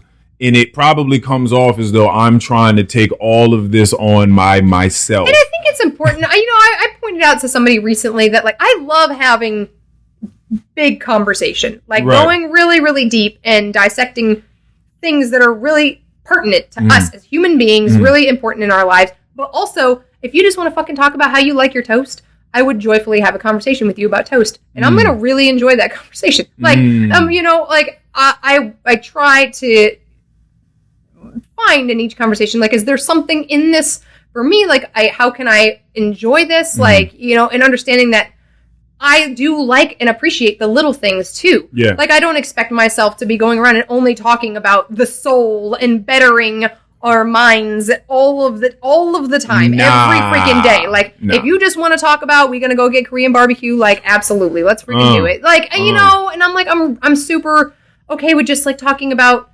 movies and video games and things like that. Now, however, if you're talking with somebody and you want to connect with them and they only want to talk about that surface level thing, that's probably when you're gonna try to like get under the floorboards a little bit and be like, is there something I usually take what's surface level and talk about the deepest components of them, though. As you possibly can. Yeah, like I'll be tricking people. It's like you think like if you just introduce a real surface conversation, like you think that it's just gonna be there. It's not. Like I'm gonna peel back the layers and get. Like, we can talk about toast. You can bring up any conversation to me. I promise you, it's going to get to a point where you didn't think it was going to get wrap it around something. Like, how the fuck did we get talking about? I promise you, I do this. I promise you, I do it. Okay, so do you have any, since your whole thing is trying to have the hard conversations, trying to have the real conversations, trying to get the truth out of people, trying to be real, trying to grow, progress. Yes, come out of the cocoon, right? Reveal her. Oh no! Right. So if that's the case, what do you have any questions for me? Can you think of anything that you feel like is a difficult or awkward or weird or necessary conversation that needs to happen? Probably not, but I thought I'd put it out there in case. Well, in general, right now, like I try to ask questions like as they pop up, as they come up. Okay, good. And so like, if I listen to a podcast and they talk about something where I'm like, I never even thought about this before, and like this is a really big deal to some people.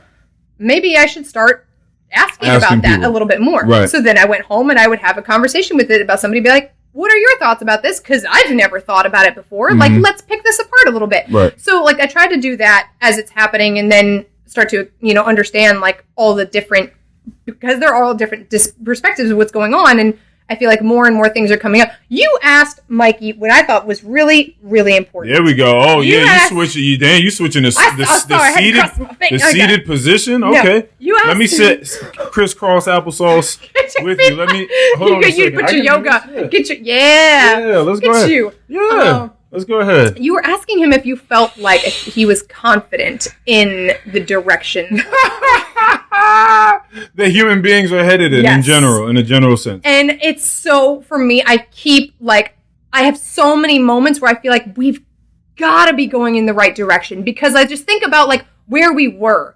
And I'm like, there were conversations that literally could not be had for a period of time, or you would have been fucking killed. Like, there were things that you literally couldn't even say.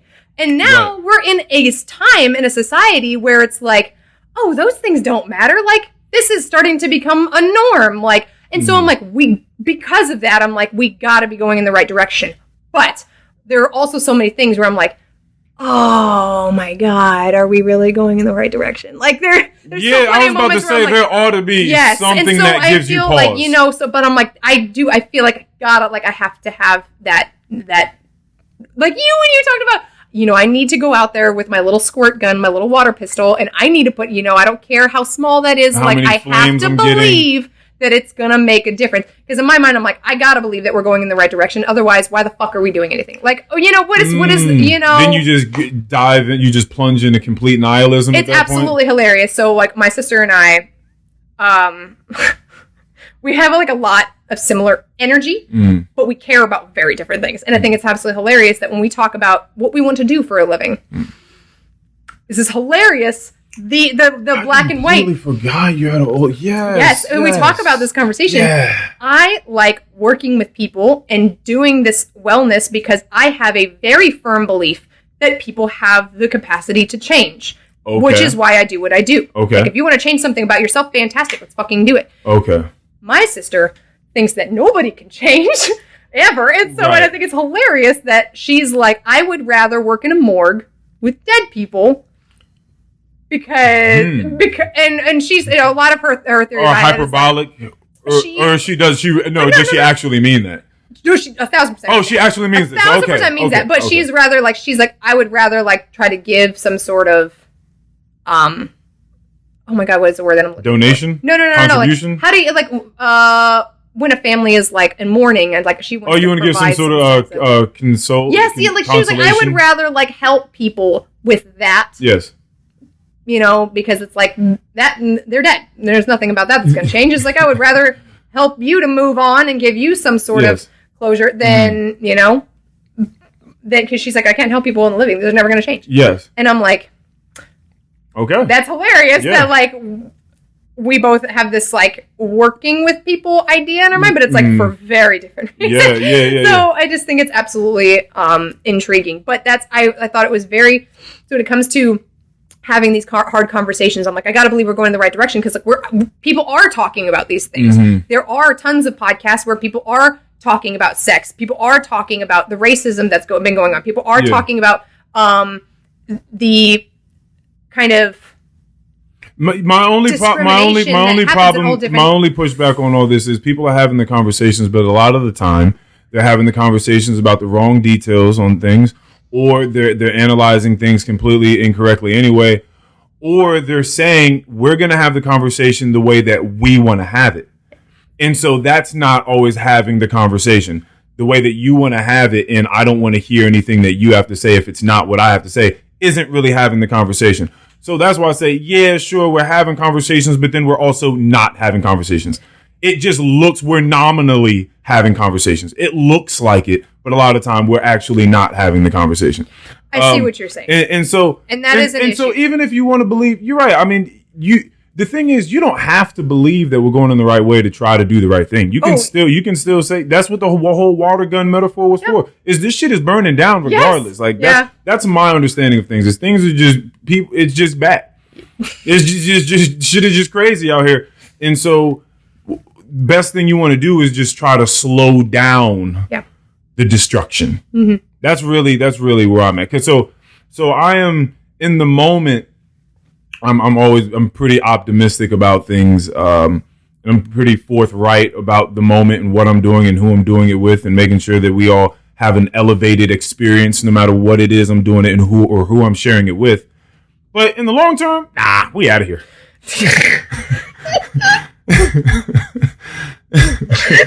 In the long term, this fucking world is out of here. My God.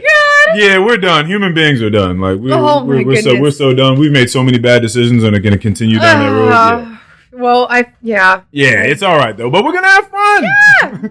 But we're gonna have fun. Is there anything at all that you feel like you need to say? You want to talk about anything that's important to you? In important conversations you're having with anyone that you feel like have to make it on the platform? Anything at all you want to give a message to Keon? Keon, we miss you so much, and you're doing great. I'm so proud of you. I can't wait for him to come back on here on the next episode and talk about why he just has a new job after getting a new job. I can't wait for him to talk about it because we're gonna have a lot of fun on that one. Yes. Okay. Any of those questions I just had, you can answer any of those questions I just asked. Well, one thing that I was curious about. There we go. Let it out. This was something I thought was unload the clip. Okay. Go ahead. I was listening to the radio one day when the conversation was brought up about, like, it should be acceptable for, like, when relationships end, for you to be able to almost, like, go through, like, a survey with that person about, like, what was going wrong? Like, why didn't it work? 'Cause, so that way it's like, okay, do I know how to, like, do better? Yeah, man. So I was like, I felt like it kind of would be fun a little bit to have this, because I was like, you ready? What you think I'm here for? I don't know. You see how I'm sitting right now? This? Yogi position. I figured it would be a very interesting dynamic. And the reason I've been such a proponent of that is because I've been the person I've been both a person on both sides, where somebody just ghosts me out the blue and they're just gone. And I'm like, all right, but then again, I still kind of have some sort of idea of what I did. And I also feel like for people that I kind of just hit them with the slow fade. Now, you have the ghost. I've talked about this before. You have the ghost, and that's just you disappearing off the face of the map. They don't know how to get in contact with you no more. You blocked them. You did a bunch of stuff. That's kind of ill. That's wild when people do that. I'm not so much a ghoster. I have slow faded, which is just you talking to them. You start sending a little bit less and less through the text messages. That at some point they get the point, because women are much better than men at getting the hint, right? So then they start to realize, like, okay, he doesn't want to talk to me anymore, and then you slowly fade out. And then there's just having the discussion with them. Hey, listen, this is why I'm leaving now. This is how I feel about what you've been going through. You don't have to agree with me, but this is how I feel. This is my perspective on you and what you brought and what I brought, and how this is no longer going to work. It needs to happen, because I was just talking to you, like, I didn't have closure in my last relationship, and that was something too. Is like, I was talking to somebody I was very close to. They were like, listen, I really trust your input, and I trust you as a person. I'm trying to end the relationship that I'm in with so-and-so, and this is what I would like to say to them. Can you give me some feedback? And I was like, all around, everything that you're saying is fucking fantastic, because they just want to know what's going on. Right. So I'm like, you being like, I feel that this is what's happening in the relationship. Right. This would make me feel more comfortable. I feel like saying like, this is what I want. Like, people need to hear that. Mm-hmm. And that is what, like, you're talking about, like, some people that don't want to have that, like, that conversation of, this is what I want. Like, this is over. Like, people don't want to have that conversation because it's hard or it's uncomfortable. We're fucking adults. Like, you need to be able... it's much easier for me to just block this number real quick. Oh, my God. It is like... just leave you stranded at sea. You're talking about, not every person has the capacity to work with that. To work with just being, first of all, cut off. Not many... unless you did something that is egregious, you're not really gonna know. I'm thinking about a couple girls that I've ghosted, and... The fact that I needed to ghost them, they know what they did. That's the difference. It was that egregious. If there wasn't a great big cataclysmic thing that you were talking about that clearly was like, well, I don't think we're coming back from this. And I can't take you to a party and you start telling people that your baby is my baby. No, when you tell me if that's not my baby. Like, oh my God. You can't because you don't want to go through the rigmarole of telling them the story of how you really got that baby and whose baby it was when you didn't know it was that person's baby. Like, you can't, you know what I mean? Like, you can't do that and then just come back, and because you don't want to have that discussion, oh yeah, it's his baby. No, you can't do that. And then put me through hell through many other ways as well. But either way, you know what it is you did. If I have ever ghosted you, I would feel like, if not, then that's the least of your worries. What you need to be worrying about is just self-awareness. Right. You need to just be reading the room so you can figure out what you're doing wrong. Right. I have many friends that have gone on many, many dates, and they're still dating. They're trying to get it together, and women just keep saying, yeah, like, I'm good. I'm just not feeling whatever it is. Like, I'm going to be done now with going out. And my friends, like many people do, they're going to try to save face, which looks something like, all right, cool. Well, it's been nice. Have a good day in life, I guess. But now there's no data. You can only work off of data. And so you have no reason what's going on, so you can just try to, and it doesn't mean that everything that the person's going to tell you is 100% true and you're just the worst person, but you need to be able to delineate between the things that people tell you that seem like they ring true. Like, okay, maybe this was me. Like, maybe I did this. Yeah. Yeah, like, so that's when you have your counsel, your friends and your family that can answer these questions and be like, hey, they said that I do this a whole lot. How do you feel about that? Yeah, actually, you do kind of be doing that. And if you have good friends and family that are honest with you, they will tell you. Yes. And I think that's incredibly important, because some people will be like, no. They're terrible. Don't listen to them. You can do better. Exactly. Like, no, we need to be kept accountable and and recognize. This was my whole point during that potential essay. This was the whole point. Yes. Is having honest people around you that can actually sort of pseudo accurately appraise your potential and let you know about these things as you go through life and have to navigate all these situations where things are coming up to you and letting you know, red flag, no, you're fucking up here, red flag, you're fucking up here, red flag, this person doesn't want to be with you for this, red flag, no one's ever going to want to be with you because of this. Like that, but that's real though. You need to figure out what those things are. But no one ever asked because they want to save face. They don't want to be told about themselves. And the person isn't just offering the information when they leave you. So people just leave and don't know what it is. And then you go into the next relationship and do the same thing. Yeah. And so on and so forth. So you and so you would like to travel back in time. That's what I think is going to be interesting too, is like you and I have a pretty decent memory. Yeah, no, I definitely think I do too. But I also think that it's going to be interesting that we have also done an exponential amount of growth since that time. Yes. So it's going to be very interesting being like, well... Exponential existential excavation. Nice. Exponential existential excavation. Beautiful. Indeed. Absolutely beautiful. So I feel like it's going to be very interesting looking back because like I know at least like the mental place that I was in at that time. Right. And like the kind of shift that was happening for me. And like where I am now, and I look back on that, and I think it's absolutely hilarious. I'm like, okay, well, I feel like I can easily be like, all right, Jess, you shouldn't fucking do X, Y, Z, but also like he shouldn't have done X, Y, fucking Z. 1,000%. So it was like, definitely. I shouldn't have done A through Z.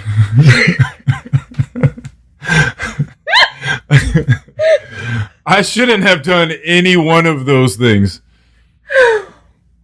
Any one of those 24 things. That's how many letters there are on the alphabet, right? 24? What got you to that point? For you to the point of recognizing you shouldn't have done something you did. I was the worst person in the world. What I'm saying is like, how did you get that? Well, again, no way you woke up one morning and you're like, I'm a piece of shit. Like, no way. No, not so much. I mean, kinda. It hits you in waves, right? Because I was never the person. I was just insecure and a coward for years and years. So, because I knew that when I did things and I made people around me feel bad and them cry and stuff like that in my face, it never, like, let's get this straight, it never felt good. Like, for anybody, I don't know, that used to know me, or I don't know where you think I was going to go with that, but it never felt good to see someone going through pain in front of me. Like, that was never cool. I was just too selfish and cowardly to tell people what it is I wanted, right? Which then put me in a position where now I'm going and doing other things that I want without this person that I supposedly have a meaningful and understanding relationship with. Like, they're completely unbeknownst to them. And so, yeah, you just kind of go through that. And then time and time again, you keep hurting people over and over. And it takes a toll. It should take a toll on you at some point in time. And you should realize, well, this doesn't feel good. So I'm not inherently a bad person, because it doesn't feel good that I'm doing these bad things to these people. I'm recognizing that it doesn't feel good. So it just keeps happening over and over and over. And then you come and you give me the crossroads, which is an ultimatum. Like, yo, get your shit together, and are we going down this path of the fucking, Labrador and the white picket fence and whatever the fuck else? That's kind of how it was painted to me. Like, are we going down? Are we going to at least have these conversations or not? Yes. And I was 22, 23, whatever it was. And I was like, no, I'm not having that conversation. That's not where I'm at right now. So then you chose road B. Yeah. Right. And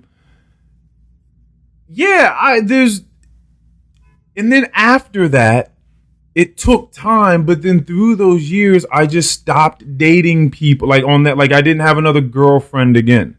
And I realized why that was the case. Before I was just a serial monogamist, right? Like, I had been in a relationship ever since 6th grade. Are you sure? No, this is what I'm asking. Since 6th grade, I had never not been in a relationship. But I want you to understand that when you are... And with 50 people. Okay, what I'm saying is when you are monogamous, that implies one partner. It does. And so for some years with some people, I was okay. So let's change that. All right, let's try again. So I was just a whore. That's just the better way to. Jesus, we might as well just. We might as well just go because it's the quickest way. Like I was promiscuous. Okay. For many, many years. Yes. Okay. Since the 6th grade, when I'm just running around kissing girls, trying to grab butts, because that's what you do. Yep. On to when you and I were dating. Very promiscuous person. Mm-hmm. But again, a lot of that, I look back and the cowardice, because I don't want to tell people what I really feel and how I truly want to live, Because if I would have did that, I would have been doing that back then, and when I would have been liberated, I would have been living the way that I wanted to, instead of trying to be in relationships with people, but staying within these confines that I'm not actually Do you comfortable feel like being. some of that really started when we were in our relationship? Because I felt like a lot of that conversation came up. You and I were dating also. I think that, again, I've had a predisposition for this. Like, my mind has been waiting to grow and unlock a lot of things. Mm-hmm. But you were dating me around the time that I had my first psychedelic experience, and I know that kind of put it in a different gear. Mm-hmm. And then I came back and really started thinking about things differently. But yes, 1,000% that a lot of that growth happened in that time, because those are my early 20s. Yep. A lot of growth happens in that point in time. So we're definitely having a lot of different conversations, a lot of conversations we weren't having that we should have had. Mm-hmm. But either way, yes, tons of learning, tons of growth after that.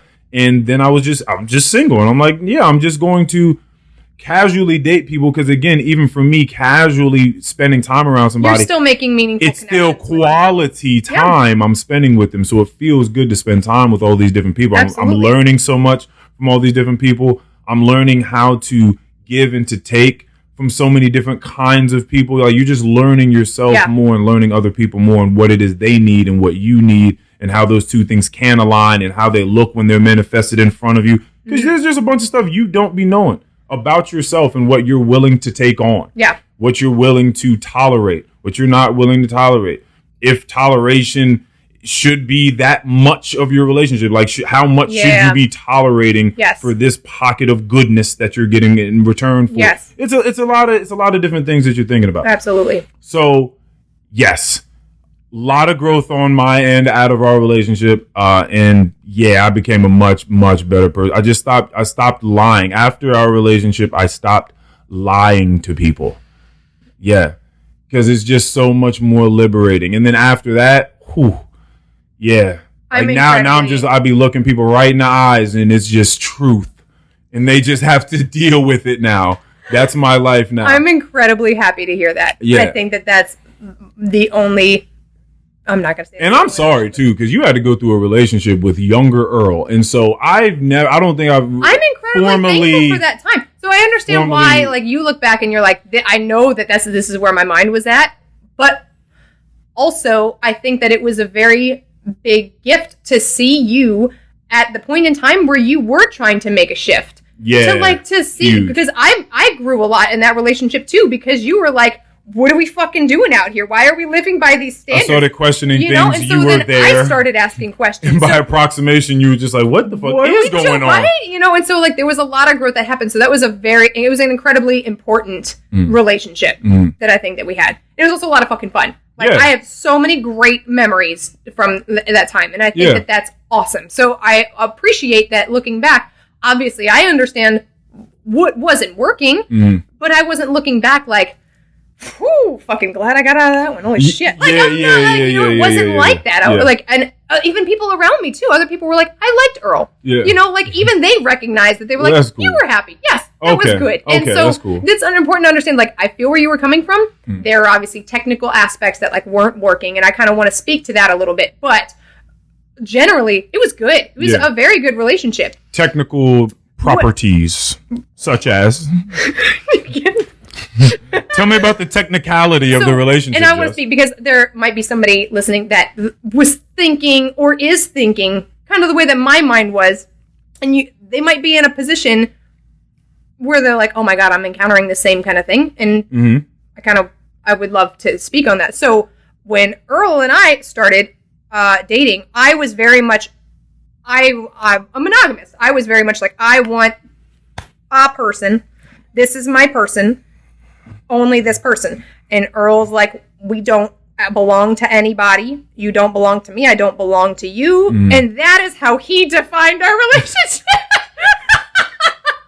I was like, hey, so what is this? And he's like, I mean, we're just having a good time. So I think that it's incredibly important to recognize that I was like, this is what I want. Right. And Earl's like, this is what I want. Right. So I want to specify first that it was communicated between us, like the expectations from the relationship, which makes this all the more important. Now, Earl, at some point in time, could have been like, I should cut this off because she really wants this, and I do not want to step into that. Additionally, I could have backed the fuck out way earlier because in my mind, I'm like, oh, maybe I can convince him. Yeah, it's always to be, that. Like, I could have stepped out being like, okay, well, he doesn't want that, and I want that, so it's not going to work. It took me a lot longer to get to the point where it was like, oh, maybe my sister's right. He's not going to change. You know, so it wasn't really like that. Yeah, but in my mind, it was just like, the fact that she thinks that about people in general. You know, are you in a relationship where you are constantly waiting for that person to fit your expectations? Right. Or do you both have the same expectations? Do you both have the same interests? Potential. Like, you know, like what is the function? You know, what is the function? It is so important to recognize that because I do think that it's important, and that might not even be the dynamic, but I think that there are a lot of people that are in a relationship thinking that person is going to become the person I want them to be, so I'm going to stay here. Fuck, that was my last relationship too. Okay, yeah, it happens. It is important to recognize when that is where you are operating versus like, no, I love everything about what this person's got going on right now, and I just want to encourage them to keep being more of that rather than, you know, I love this about them, but I bet you I can finagle this to change as time goes by, you know? Like, and I think that that's incredibly important. Okay. Yeah, I don't know. I'm kind of slightly calling bullshit on loving everything about someone, but if that's how you feel... Okay. What is important is to recognize that, like, obviously, when you are any person, there are going to be things that kind of rub you the wrong way, or they might have, like, a thing that they do. A little quirk. Yes, that kind of, like, it's like a pet peeve of yours or whatever. That is different between, like, this person is constantly demeaning me, this person is constantly cheating on me, this person is not holding their own weight, like they're super unmotivated and they're not going to go get a job, so like I have to do, you know what, there's a difference between like this is literally hindering me in my life, but I'm going to do everything I can to continue this relationship. See, that's what I'm saying, versus, because you've gotten down to the function of the relationship, which is to not only not hinder, but to encourage and bolster. Versus being with somebody and being like, this person as a unit, I'm willing to tolerate their little quirk or that little, you know, their, you know, whatever. I'm willing to totally accept that because the good is way outweighing the bad or the inconvenient, you know, if you will. Like, you see the much greater good in that person, and it's really hard because if you are so hell-bent on making a relationship work, the other relationship that is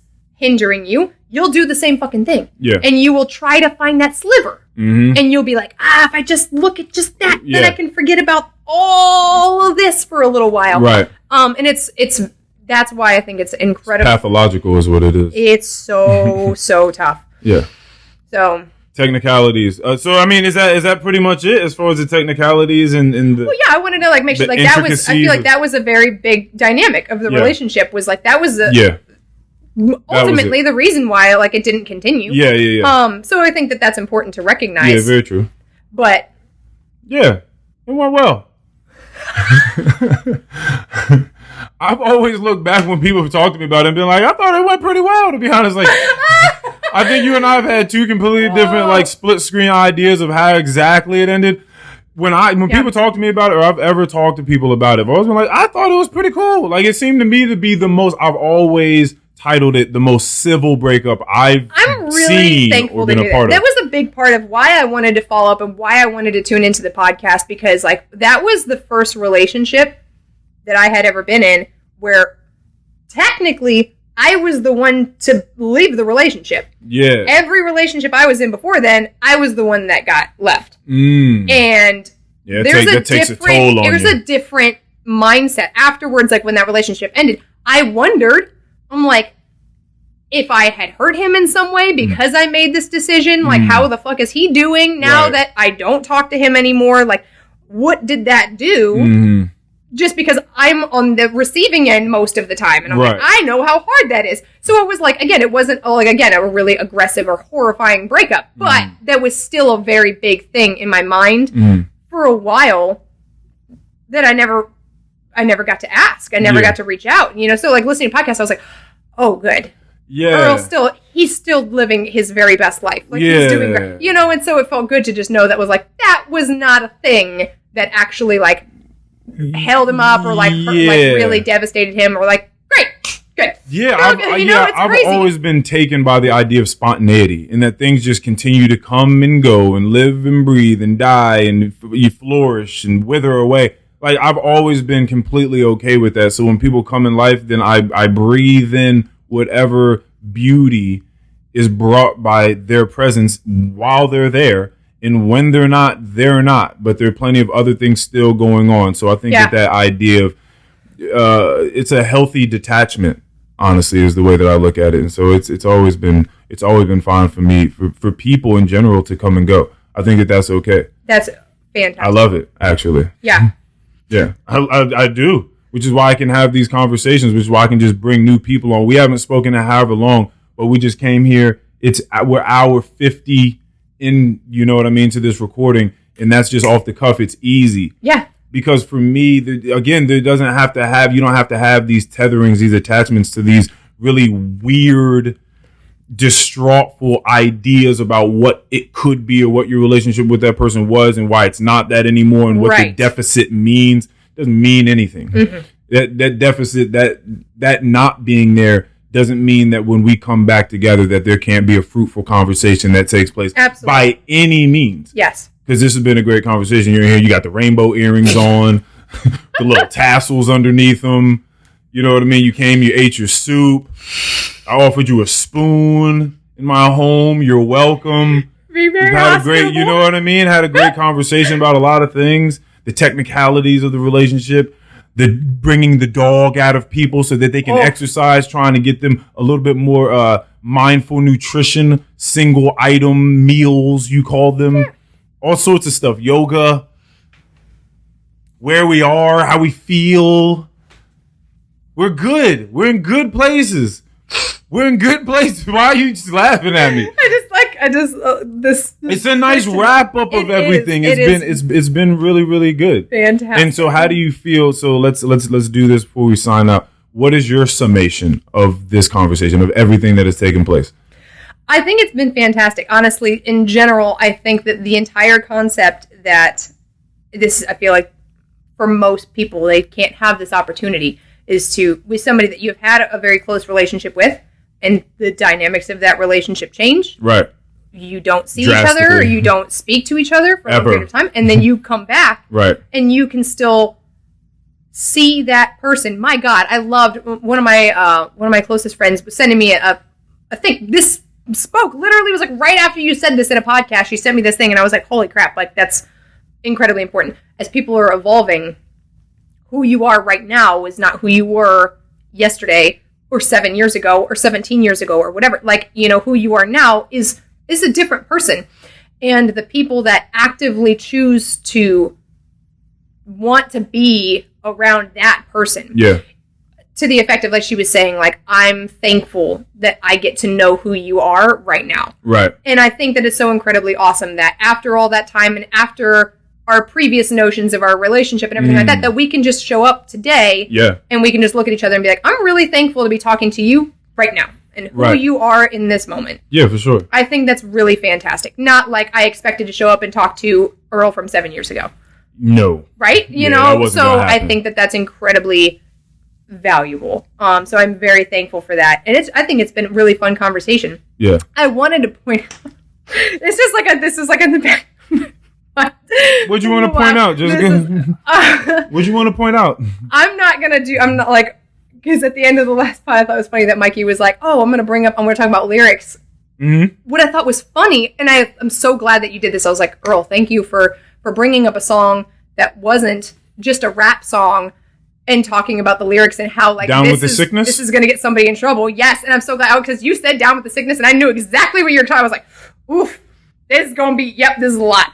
But I was surprised that the song wasn't Natalie. Oh, no. Like, for a hot second, I was like, he's going to say Bruno Mars. And when you said Down with Sickness, I was like, okay, that's work. Oh, that's funny. But I thought it was funny because I listened to Natalie and I'm like, yo, this song is a jam. But we want to talk about, he's talking about digging the ditch for this gold digging bitch. Yeah. And how he will spend the rest of his life in jail. Right, with the smile on his face, I think he said. With a smile on his face. And oh my God, I listened to that and we talking about Bruno Mars. And so I'm like, I thought you were gonna... Nah, people really just let that pass. Like, right? people I was like, how did nobody talk about this song? Like, he definitely... People just let that go. Because when you sing and dance around lyrics, it changes. Because I'm like, you can talk about killing some woman from... She was like a stripper or something, right? Wasn't Natalie... Or she was just like some gold digging, just like some regular... I think it was just gold. Okay. He fell in love with her. Yeah. And then she struck him for all of his money. Yeah. That's a real story for a lot of people out right? there. You know? Like... But yeah, no, that is hilarious. He definitely got that song off. That was a great album. That was on the Orthodox Jukebox. Such a good album. Such a great album. But I thought it was so funny because like you started talking about lyrics, I was like, we now talk about Natalie because I'm like, I'm kind of concerned. No, he definitely got that one. Amazing song though. If you haven't listened to it, definitely go listen to it. It's great. Yeah, if you haven't listened, don't even listen to this podcast if you haven't heard it. on the Orthodox Jukebox, it's ridiculous. Go listen to that album. It has Treasure on there. It has Gorilla. Has all the bangers on there. Oh God, Locked Out of Heaven. Like, what are you talking about? Oh my gosh, it's a great. There's nothing but bangers on there. Yep. Yeah.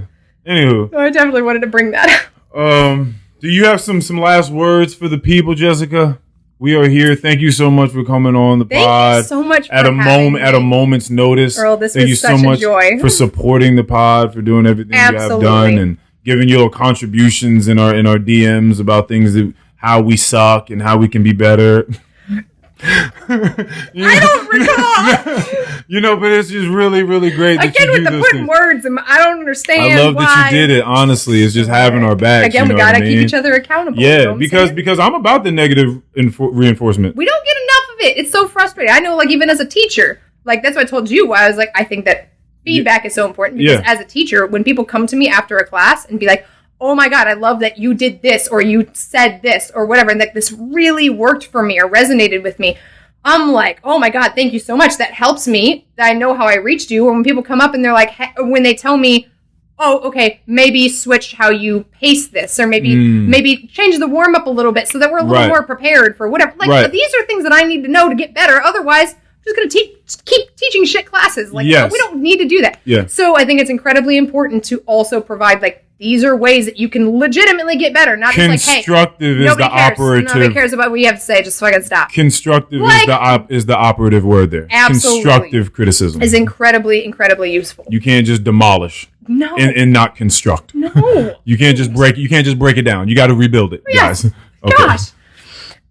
So what I would say, like, again, I'm really thankful for this opportunity. This was absolutely fantastic. What I think is incredibly important because I'm happy to be on this podcast. I'm happy to support this podcast and tell other people about this podcast because I really think that it is worth my time. I think it's worth a listen. I think it is worth your time, who's listening right now. And I think that it's so important for us to recognize we were talking about in terms of exercise, even finding your why. Mm-hmm. What I would like to say, my last words are that whatever the feat that you're going into, for some people it is exercise and stepping into a new routine and a new regime, whether you're trying to step into a new job, whether you are trying to start a podcast and you've never done it before, whatever it is that you are trying to do, what I think is incredibly important is to know that you are worth it and that you are deserving of that. If it's exercise and you're like, oh my God, that sounds like a lot of work. You deserve to be strong. You deserve to be healthy. You deserve to feel really fucking good. So whatever it is, like, you deserve all of that. And I think that it's incredibly important for you to make sure that you have people to remind you that you are deserving of that. So if your circle is not continuing to remind you that you deserve that bigger picture and that something more awesome, you should get a better circle. Bars. Bars. Go ahead, Jess. Damn, preaching to the people. She just said that all of you suck. That's not what all of your friends suck. I didn't say that. I said observe. And get out there, observe your sucky friends, and observe your sucky conduct, and get better. Just get better. Those are Earl's last words. Pretty much. My last words are, again, thank you. And thank you. the listeners, because again, it just every single time there's a click, every single time someone is listening in and new people are listening in and new cities are listening in, I take it as it comes, but I'm floored. I'm floored by it. I've talked about this many times. I'm not going to stop giving thanks to the people that listen. So it's just going to keep coming. You guys are going to keep hearing this every so often. It's still weird to me. It still rattles my brain that people are willing to click on these and listen. So thank you, thank all of you. The God in me, honors to God, and each and every one of you. Thank you for listening. We're done. We're out of here. Peace, everybody.